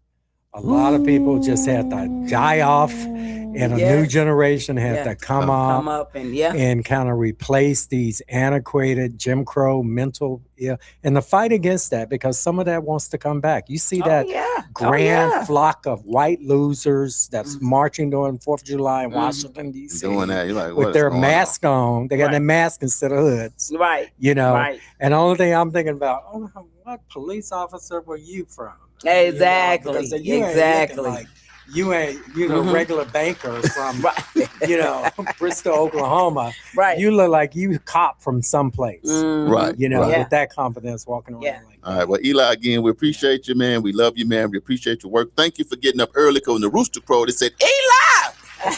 Get to the Community Wake Up Morning Show with Charles and Damali. We'll be tuning in to your show today at 1. My dog took a crap on the carpet. And for that reason. 5:00, and I woke up and I said, what? And then I thought, I got to go to Damali. It's Community Wake Up, y'all. Thanks for tuning in. Share the show. Eli, we love you. Appreciate you. Until next time, we see you tomorrow on Thank for Thursday. Y'all have a blessed day. We'll see y'all later. Tomorrow is Thursday.